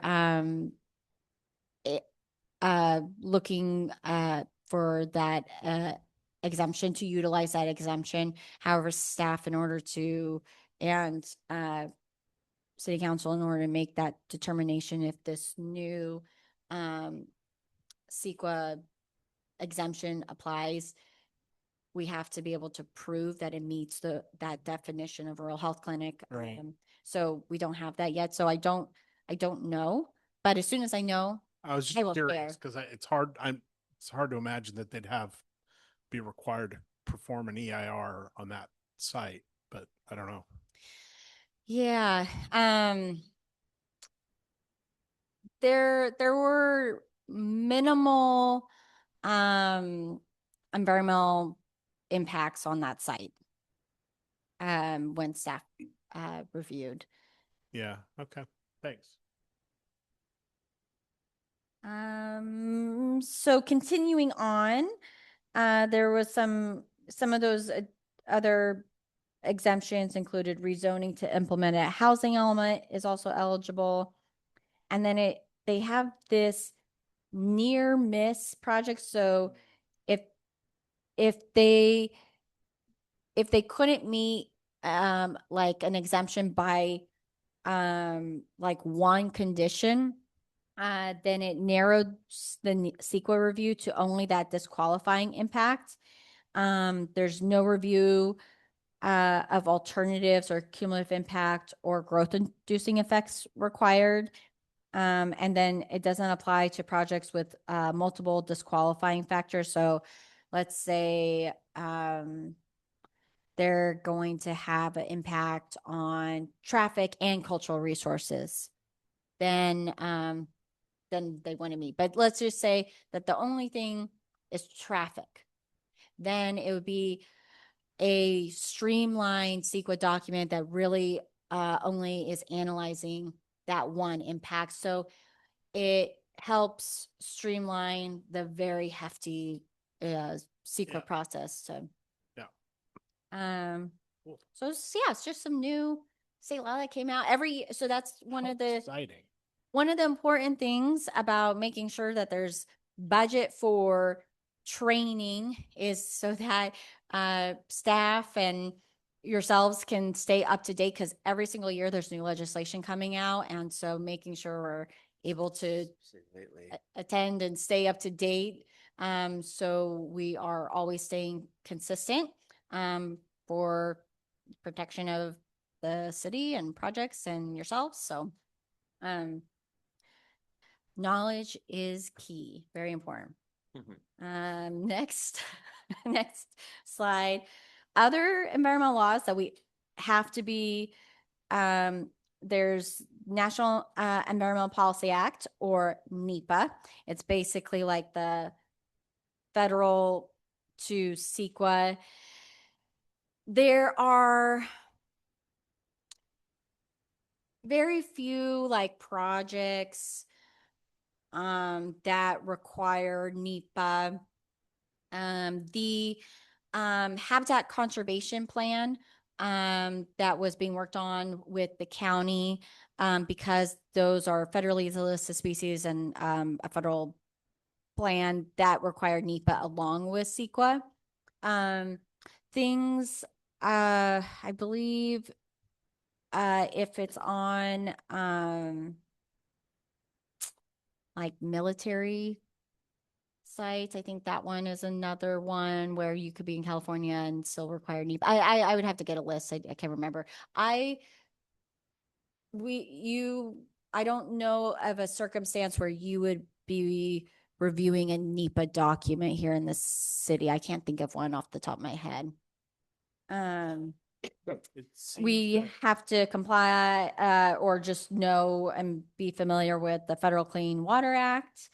So the discharge or fill of waters of the United States and wetlands, the California Porter Cologne Water Quality Act, the Federal and State Threatened or Endangered Species Act, the California Fish and Game Code Stream Bed Alteration Permit Requirements, Federal and State Clean Air Acts, Global Warming Solutions Act or SB 32, National Historic Preservation Act. You guys are very familiar with that one, and Federal Resource Recovery and Reclamation Act. So now we have finished the review. Does anyone need a 5-minute before we start getting into Brown Act? Perfect. Let's continue. So some fun historical overview of the Brown Act. The Brown Act was enacted in 1953 in response to allegations that local elected officials were skirting meeting notice requirements by conducting secret workshops or study sessions. That seems to be a common thread throughout history that there are secret meetings going on. And so how do we avoid those allegations? In We fo- filled room. we follow the Brown Act. And so the purpose of this is that public commissions exist to aid in the conduct of the people's business. It is the intent of the law that their actions be taken openly and that their deliberations be conducted openly. The people of this state do not yield their sovereignty to the agencies which serve them. The people, in delegating authority, do not give their public servants a right to decide what is good for the people to know and what is not good for them to know. The people insist on remaining informed so that they may retain control over the instruments they have created. I just think it's really powerful and really such a good sorry, getting too excited. Applicability. So it applies to governing bodies, cities, county, special district, so yourselves. Subsidiary bodies, so councils, commissions, or advisory bodies created by agencies such as Planning Commission. And standing committees, permanent committee that meets regularly. So this actually applies to the Urban Growth Boundary Sphere of Influence Committee. It applies to the newly Historic Preservation Committee. The only time it would not apply is for a ad hoc. And so you would have to actually meet the requirements of an ad hoc. It also applies to newly elected officials. So I guess I got ahead of myself. An ad hoc advisory committee, so exempt entities are as an ad hoc advisory committee, the governing body comprised of less than a quorum of members of the body. Meetings with staff comprised of less than a quorum of the planning commissioners. So that's very intentful. I can't meet with 3 of you at a time, but I can meet with 2 of you at a time. And it's very important that we are meeting and talking regularly. And then I'm answering, your questions, that you understand what's going on. And so staff, it's very important for staff to be available to our planning commission. But we cannot be available to 3 of you at the same time. So the Brown Act, what is a meeting? A meeting is any gathering of a majority of the governing members of a covered body to hear, discuss, deliberate, or take action on matters within the covered body's jurisdiction. I have a question on this one.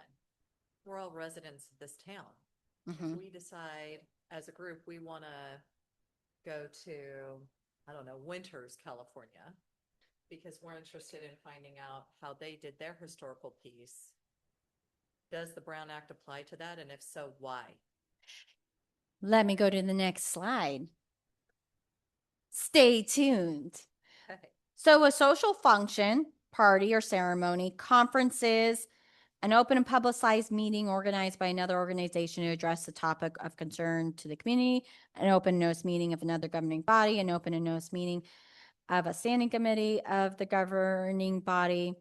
So it kind of, those fall into more of a social function. If you're not discussing or deliberating on a specific ordinance that is in motion and being, in process, if you're not discussing a specific project, then you can do your social function. Or an item of business that's before the city. It's yes, exactly. No business before this city. But if you want to tour other towns, you are able to go tour other towns without it breaking Brown Act. So the 4 of us get in a car and drive to Winters and talk about how they've done things. That's not a Brown Act violation? You're talking about another jurisdiction's and not city business. Come on. It's education. We are talking about city business. That's the whole point of the trip. Is city business, is it not? No, it's educational. If So it's going to a California League conference. It's to bring that stuff back to apply it Okay. to the city.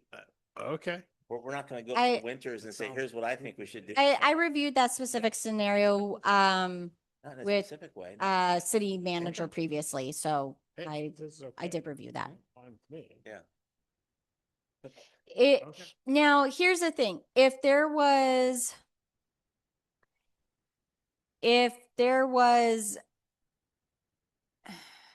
a specific ordinance that we were working on, and then you're talking about, again, all those aspects, Okay. that's when you're starting, you would need to do separate vacations.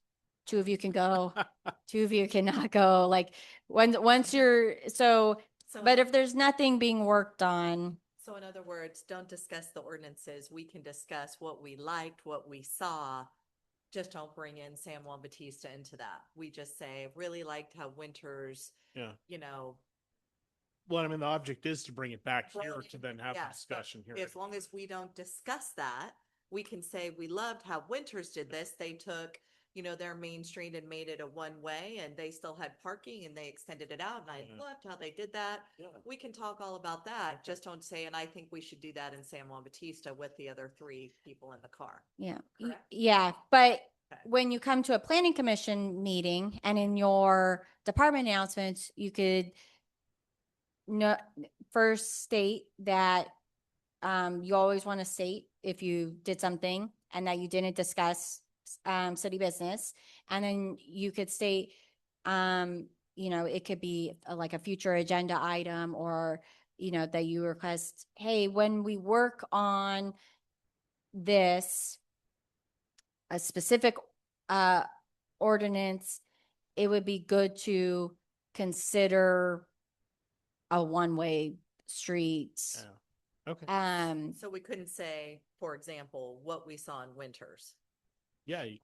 As Yeah, of course you can. you can say that what you saw We're in, in a meeting and it's okay. It's it was, you could stay, long as- but you just need to make sure that you're not discussing, again, if you're not actually working on any legislative act, any project, and you're not discussing any specifics, then It's not an item of business for the So- city. not an item for the city. Layman's term, if it's not an action item that we're working on, we're free to talk about it. Right.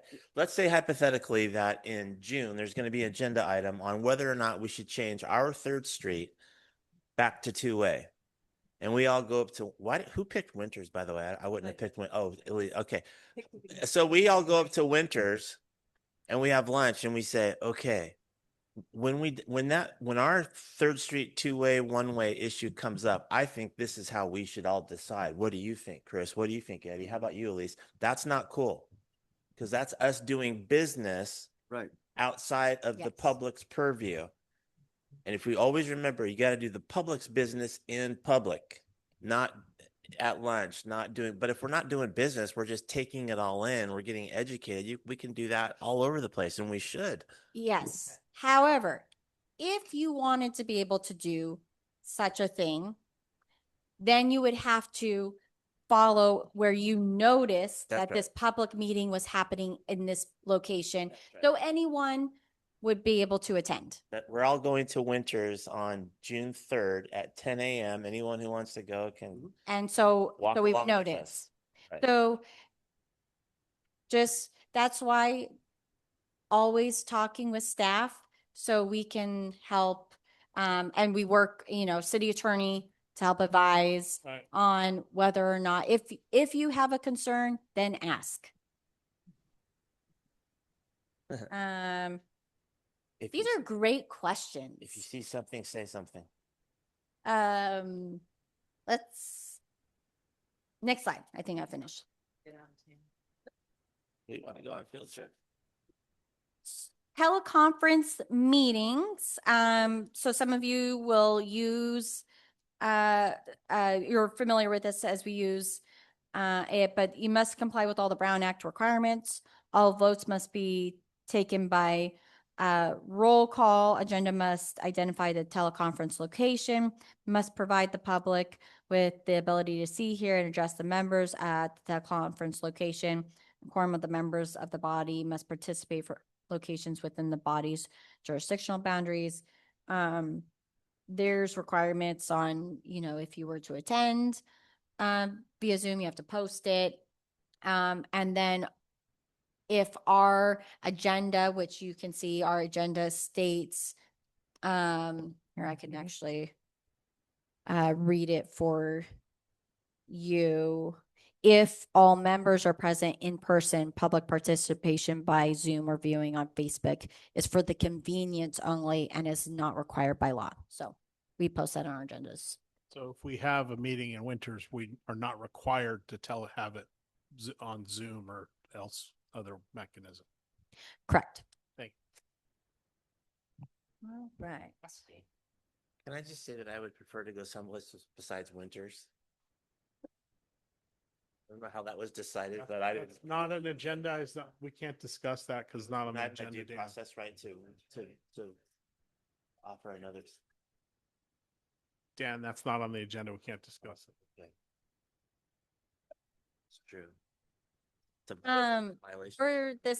For the sake, if you guys wanted to tour towns, you can discuss touring towns with each other as not a Brown Act violation.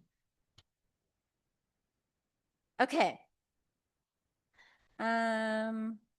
Next slide. So, AB 2449, it allows local agencies to hold remote public meetings without identifying each teleconference location and without making each location accessible to the public.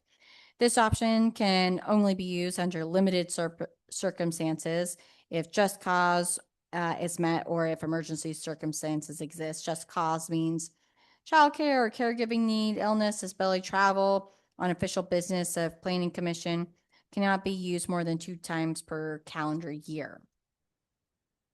Then emergency circumstances means physical or family emergency preventing attendance in person, should disclose as soon as known and provide general description of reason at the beginning of the meeting. It expired Guess you can earlier this year, but I'll double you could check to see. delete that slide maybe. Yes. So is, Actually, I'm gonna look to make sure it wasn't extended.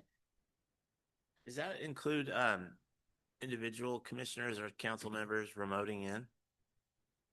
Yes. No, Huh? I don't. That's not what that says, is it? Can you back Yes. up the slide? So like they're using teleconference. I see. So Victor, could you go back to that slide, so please? So it's I see a remote public meeting. This looks like it was all COVID era kind Yeah. of thing. But from time to time now going forward, post-COVID, we nevertheless see people remote into a meeting who are on commissions and city councils.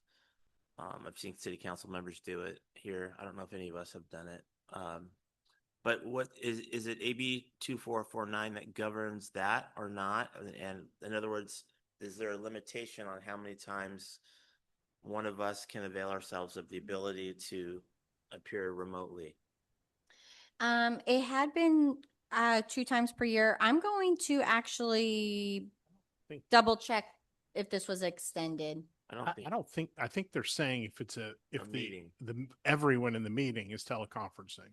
You're is right. What this appears to be referring to, So my- not Oh, individual. But my question is, is there a regulation on individual appearances? My understanding, what was expressed to me by Liz, is that the location needs to be accessible, and the like the meeting needs to be noticed or posted in an accessible place. So I'm talking about you're in Florida Yeah, that's what I'm and talking you about. and you want to remote into this meeting. Yes, I have to post the agenda on outside the room that I'm in, and the room has to be made publicly available. Come on. So for me, I'm going to be in That Italy, cannot be the and law. I'm going to post out on the That's in the ridiculous. door of the osteria, and I'm going to sit in the bar and have the meeting. Bet you copy it, Vertigo. That is not the law. I can bring, I, we'll put a pin in that one and we'll follow up. Staff will follow up. Well, can I comment too? The city Oh, attorney yes. talking? Yes, thank you. Thank you, John. Not a problem. I think Planning Commissioner Martirana does have it correct. I have kind of done a little search online here while we're talking. It does not look like this was extended beyond January 1, 2026, at least in my initial review. Okay, perfect. Thank you, John. I Yeah. needed to go look that up. I didn't know off the top of my John, head. what about remoting in, like a single member remoting in? A single member, this particular AB 22449 is not valid any longer. The remote requirements stay the same as you described them. If you're outside of the area, you do have to have the notice posted in your area and have access allowed by the public wherever you are. My understanding is if that is not accommodated, then you can attend the meeting, but you cannot take part in the deliberations or voting. Chris and Victor. That is correct. Yeah. Yeah. And if you teleconference into the meeting, then you have to adhere to the teleconference guidelines in the California code, which is, like you've mentioned before, which is post the agenda and make the space available. If you're at a hotel room, you have to open the doors and let public in if they decide that they want to go in and they make a comment on whatever item you have or the duration of the meeting. It has to be available and you have to post the agenda where you're at. Right. Okay, moving on. Wow. Now that God's come out of the sky and spoken, we're going to go into prohibited serial meetings. So a series of private meetings or communications known as serial meetings by which majority of members of the body commit themselves to decision concerning matters within the jurisdiction of the Planning Commission or engage in collective deliberation on matters within the jurisdiction of the Planning Commission. So be careful about public perception of improper discussions.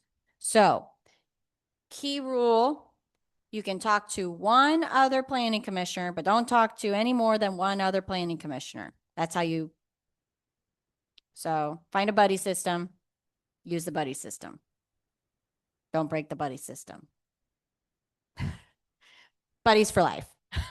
I talked to Eddie, and this is what Eddie said. Chris, do you agree? Next slide, we're just going to run through a few scenarios just to kind of help how a serial meeting can happen. And it can be really challenging, especially in a very small town. So we'll just talk about some of these. So daisy chain. If a member A contacts member B, and then member B contacts member C, and so on until a quorum has been involved, this type of serial meeting may result in a violation of the Brown Act. So don't do that. Yes. Pun intended. Next one, hub and spoke.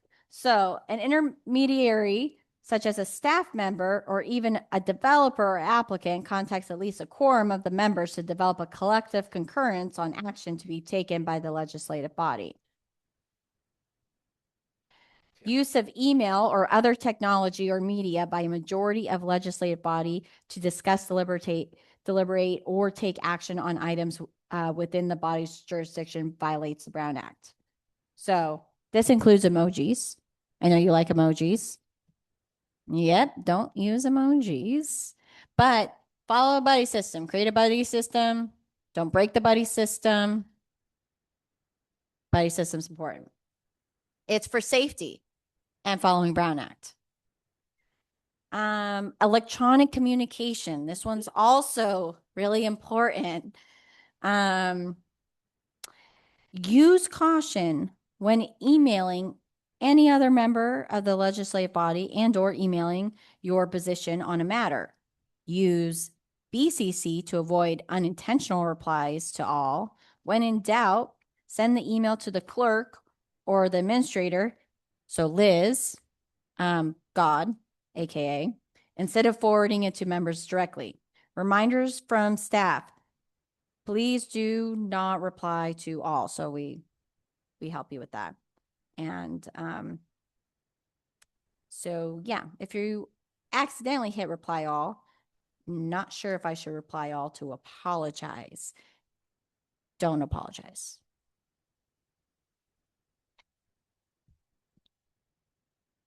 So Brown Act meeting rules. A meeting must be conducted within the local agency's jurisdiction, except in limited circumstances.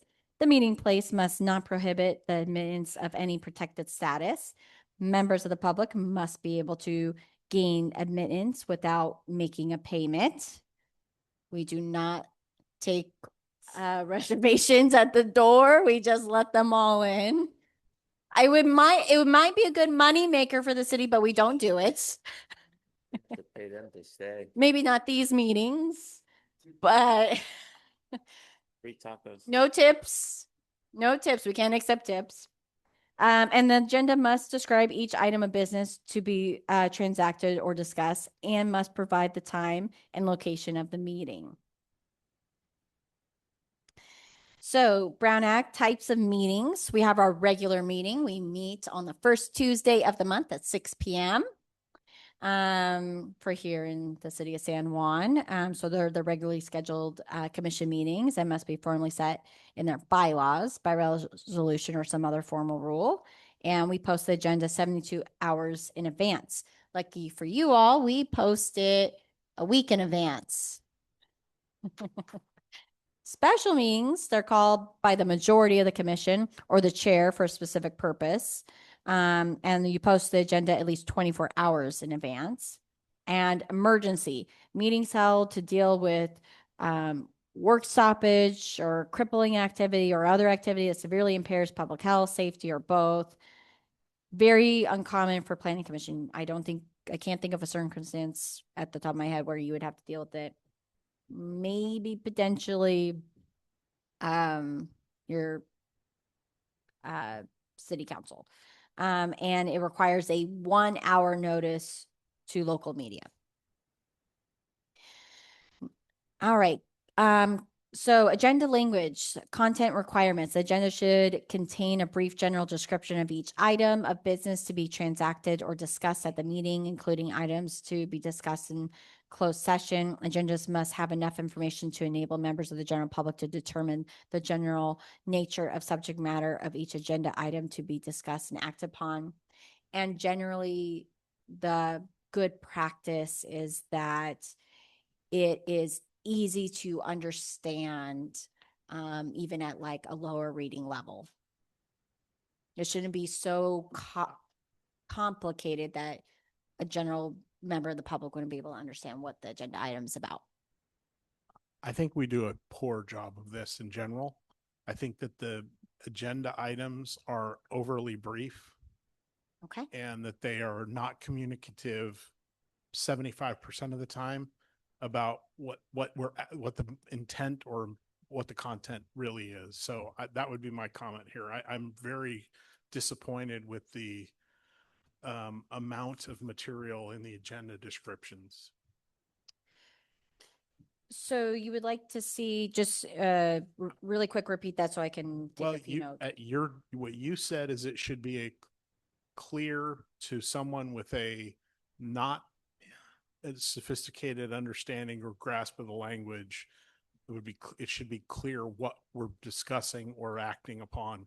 And I don't think we meet that standard very often. Okay. That's great input. There is always room to improve. It is iterative and constantly.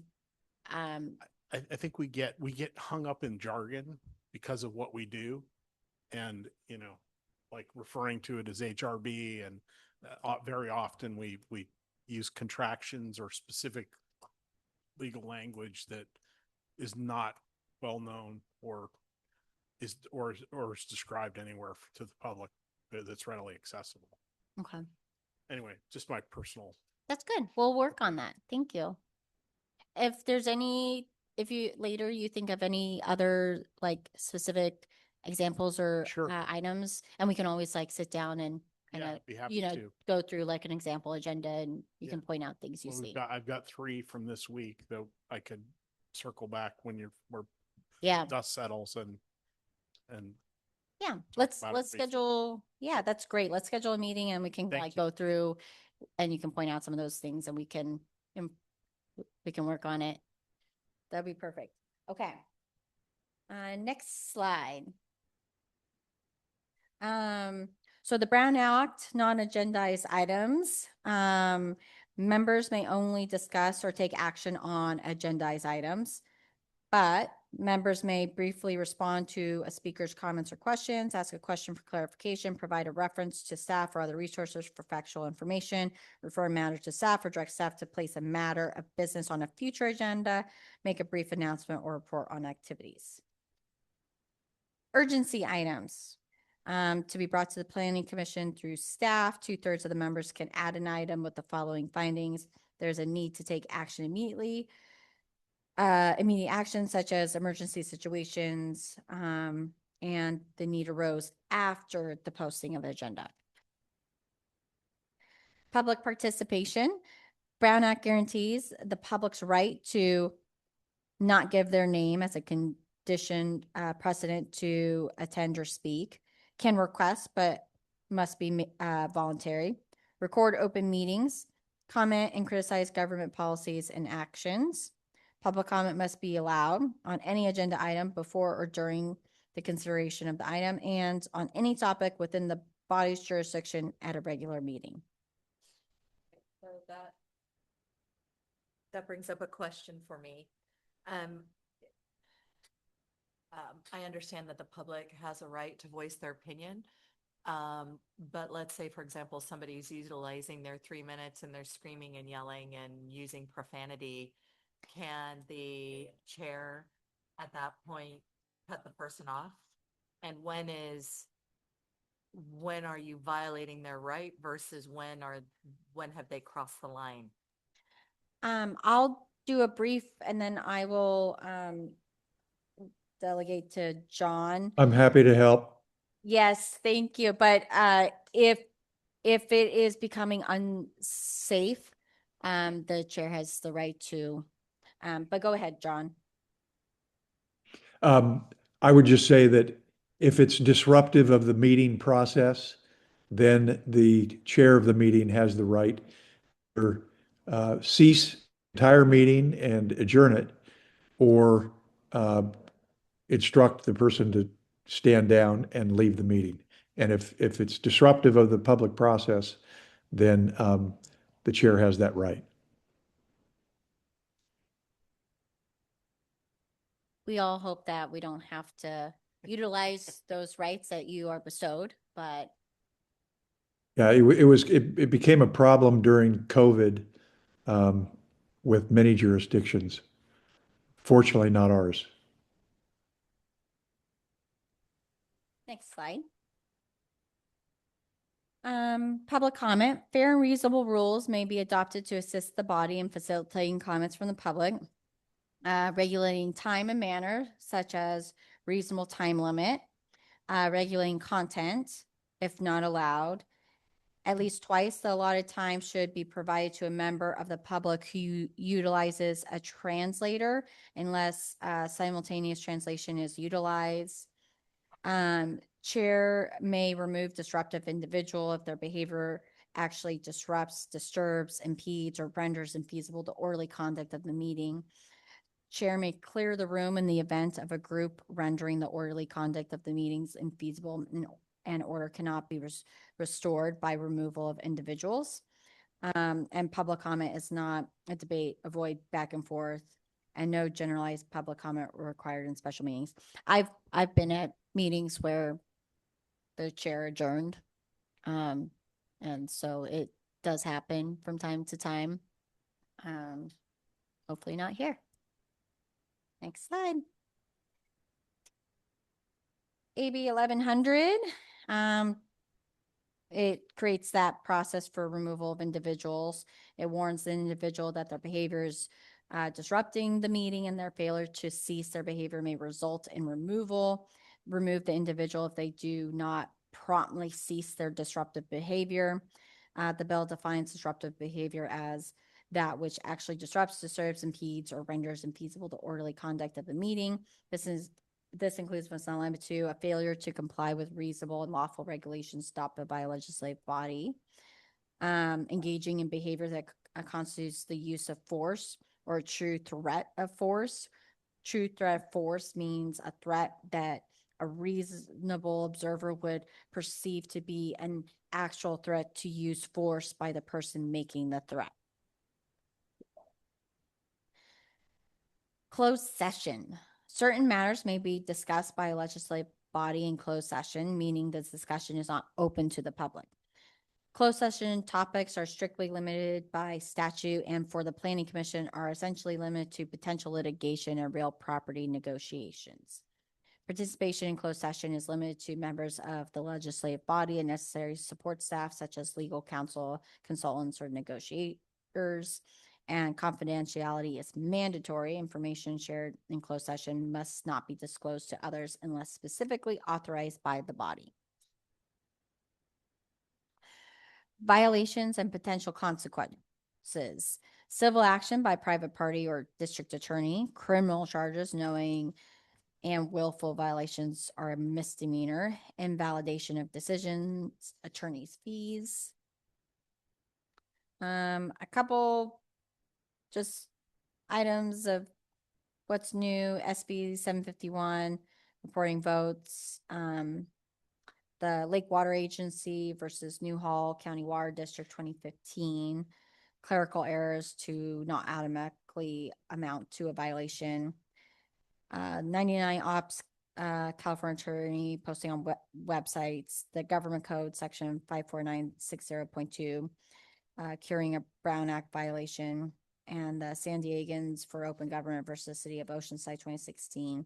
Pop-up notice and hearing must be given if a project includes a subsidy. I'm not, this isn't my expertise, but just informational. Next slide. Oh, I did not purposely do that, but that's kind of cool that it did. Ethics law for public officials. There is it's a mandatory training and it must be done every 2 years. Just a reminder that the City of San Juan Bautista will be offering its in-person ethics training led by Libert Cassidy Whitmore.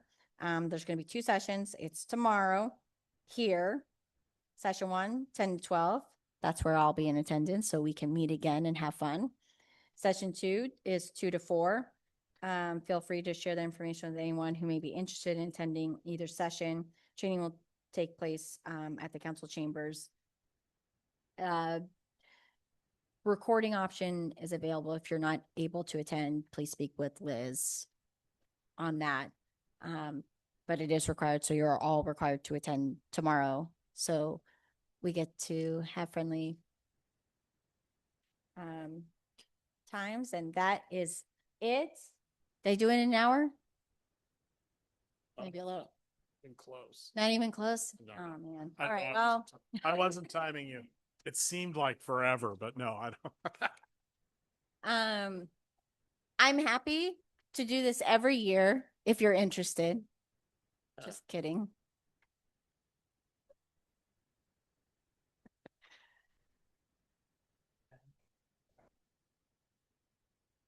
Ruin it. Okay. You need those notes? Oh, you gotta finish up. Sorry, go ahead. That's right. Any follow-up questions, suggestions, anything you want to see come back for another discussion item on a future agenda, any in particular? Just Steve, what we discussed, those. I was gonna suggest you had those list of sort of those laws that were, Mhm. and maybe just picking one of those each meeting for breaking it up so we cover it over time. Okay. That might be a more palatable means of getting through the material, Okay. I thought. Good idea. Eddie, you have any ideas or comments? No, I mean, I thought it was a thorough breakdown. Appreciate it. I know there was a lot of efforts put into it. So again, your efforts do not go unnoticed. As far as for the meeting tomorrow, does it have to be in person? I'm going to defer you to Liz on all your options. Okay, So she's here and we can talk afterwards. perfect. Thank you. Or is she available to? The training is in person but there's options to do it online. I can send you a link, but you're required to do 2 hours. If you're shy of the 2 hours, you have to complete a supplemental material. So like detention, kind of, Huh? like detention. Exactly. Something like that. Thank you. But I can send you the link if you like. I would love it. Thanks, Liz. Appreciate you. Of course. Liz, do you maybe want to remind everybody what time they're supposed to be here? It's 2 sessions, one at 10 o'clock from 10 to 12, and the second session is from 2 to 4. Yeah, okay. So I'll be more specific. What session am I supposed to be at? Whichever one you prefer. Oh, so I can show up whenever I want? Yes, but you have to be here for the 2 hours. If you're not here for the 2 hours, you're not going to get a certificate. Then I get detention. I understand. Yes, Does this have to be done every so many years? every 2 years. Every 2 years. Thank you. Thank you. So does that mean you get to check off that Round we've nose. now been trained Yes. in that report that we suggested that you send on its merry little way? Well, that was for a different training. No is the answer to your question. No, but that was good, good, Nice good question. try. Very good question. Hey, Chairman, I do have a couple thoughts, and I know you're going to kill me. It's not in regards to the training, but it is in regards to planning commission business. So, Well, okay, did you have any more comments on what we just heard, the presentation? no, thank you. Okay, so let's now go to general planning commissioner comments. Anything? I have nothing to add. Thank you. Eddie? Nope, thank you.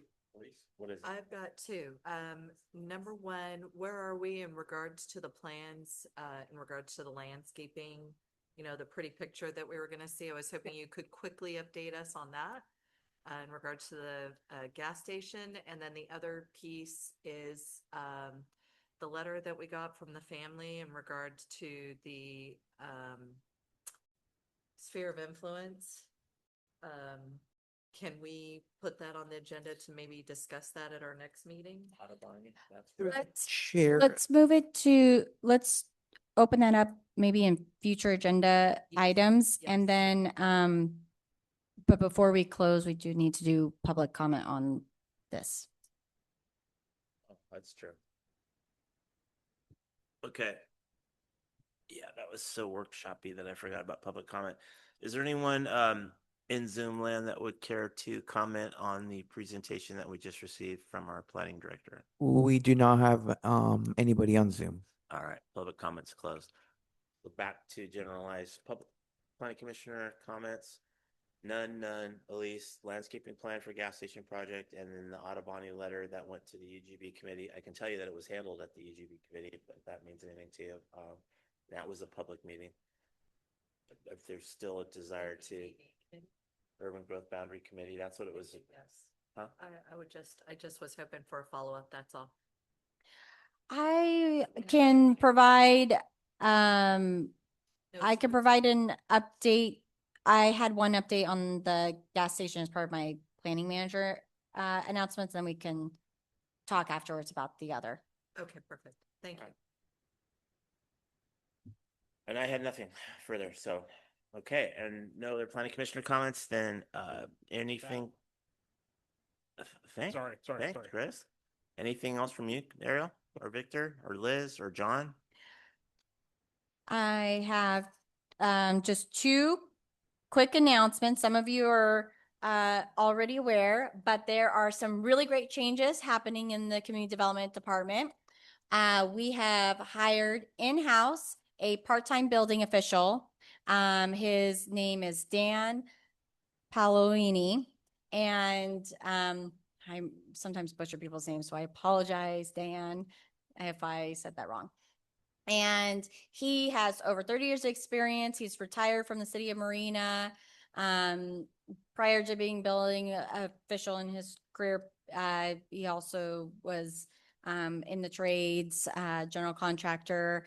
So wealth of knowledge. He started yesterday. He will be in office Tuesday, Wednesday, Thursday, 9 to 2 o'clock. He will be acting as building official. He'll be doing city building inspections, and he also will be doing in-house plan review for anything that's like a small over-the-counter plan reviews. So that's going to really streamline helping the public on all of those matters. He's also going to help with training our permit technician. And additionally, the other announcement is that we have hired in-house a code enforcement officer from our public works staff, Luis Salazar. He comes, he's worked in public works for, I think, over a year. And prior to that, he actually was in construction as well. He has great customer service and is just That's all in. really key. And so with this new dynamic, we have now gone to a point where we're pretty much a in-house community development department able to serve the residents of city of San Juan Bautista. So we are rocking, we are rolling, we are making good things happen for this city. Again, you got to really thank our city manager and her vision for the department and helping to make all that happen. Additionally, just a quick update on the gas station.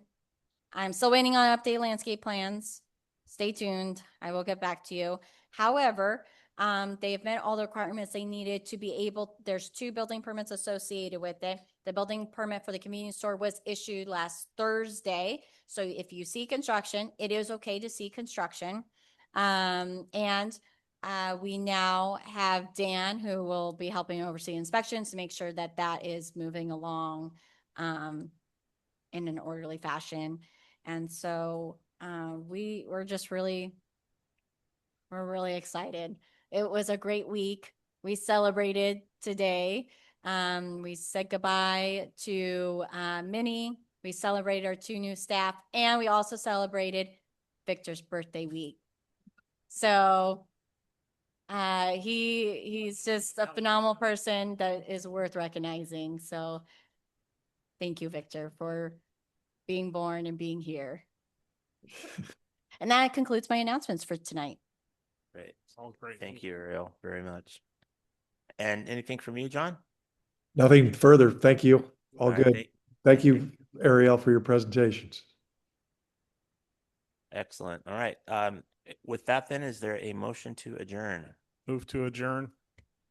There's a motion and a second. All in favor? Aye. Aye.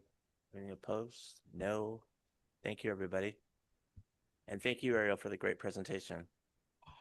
Doesn't have to be like roll. Yeah. Bye.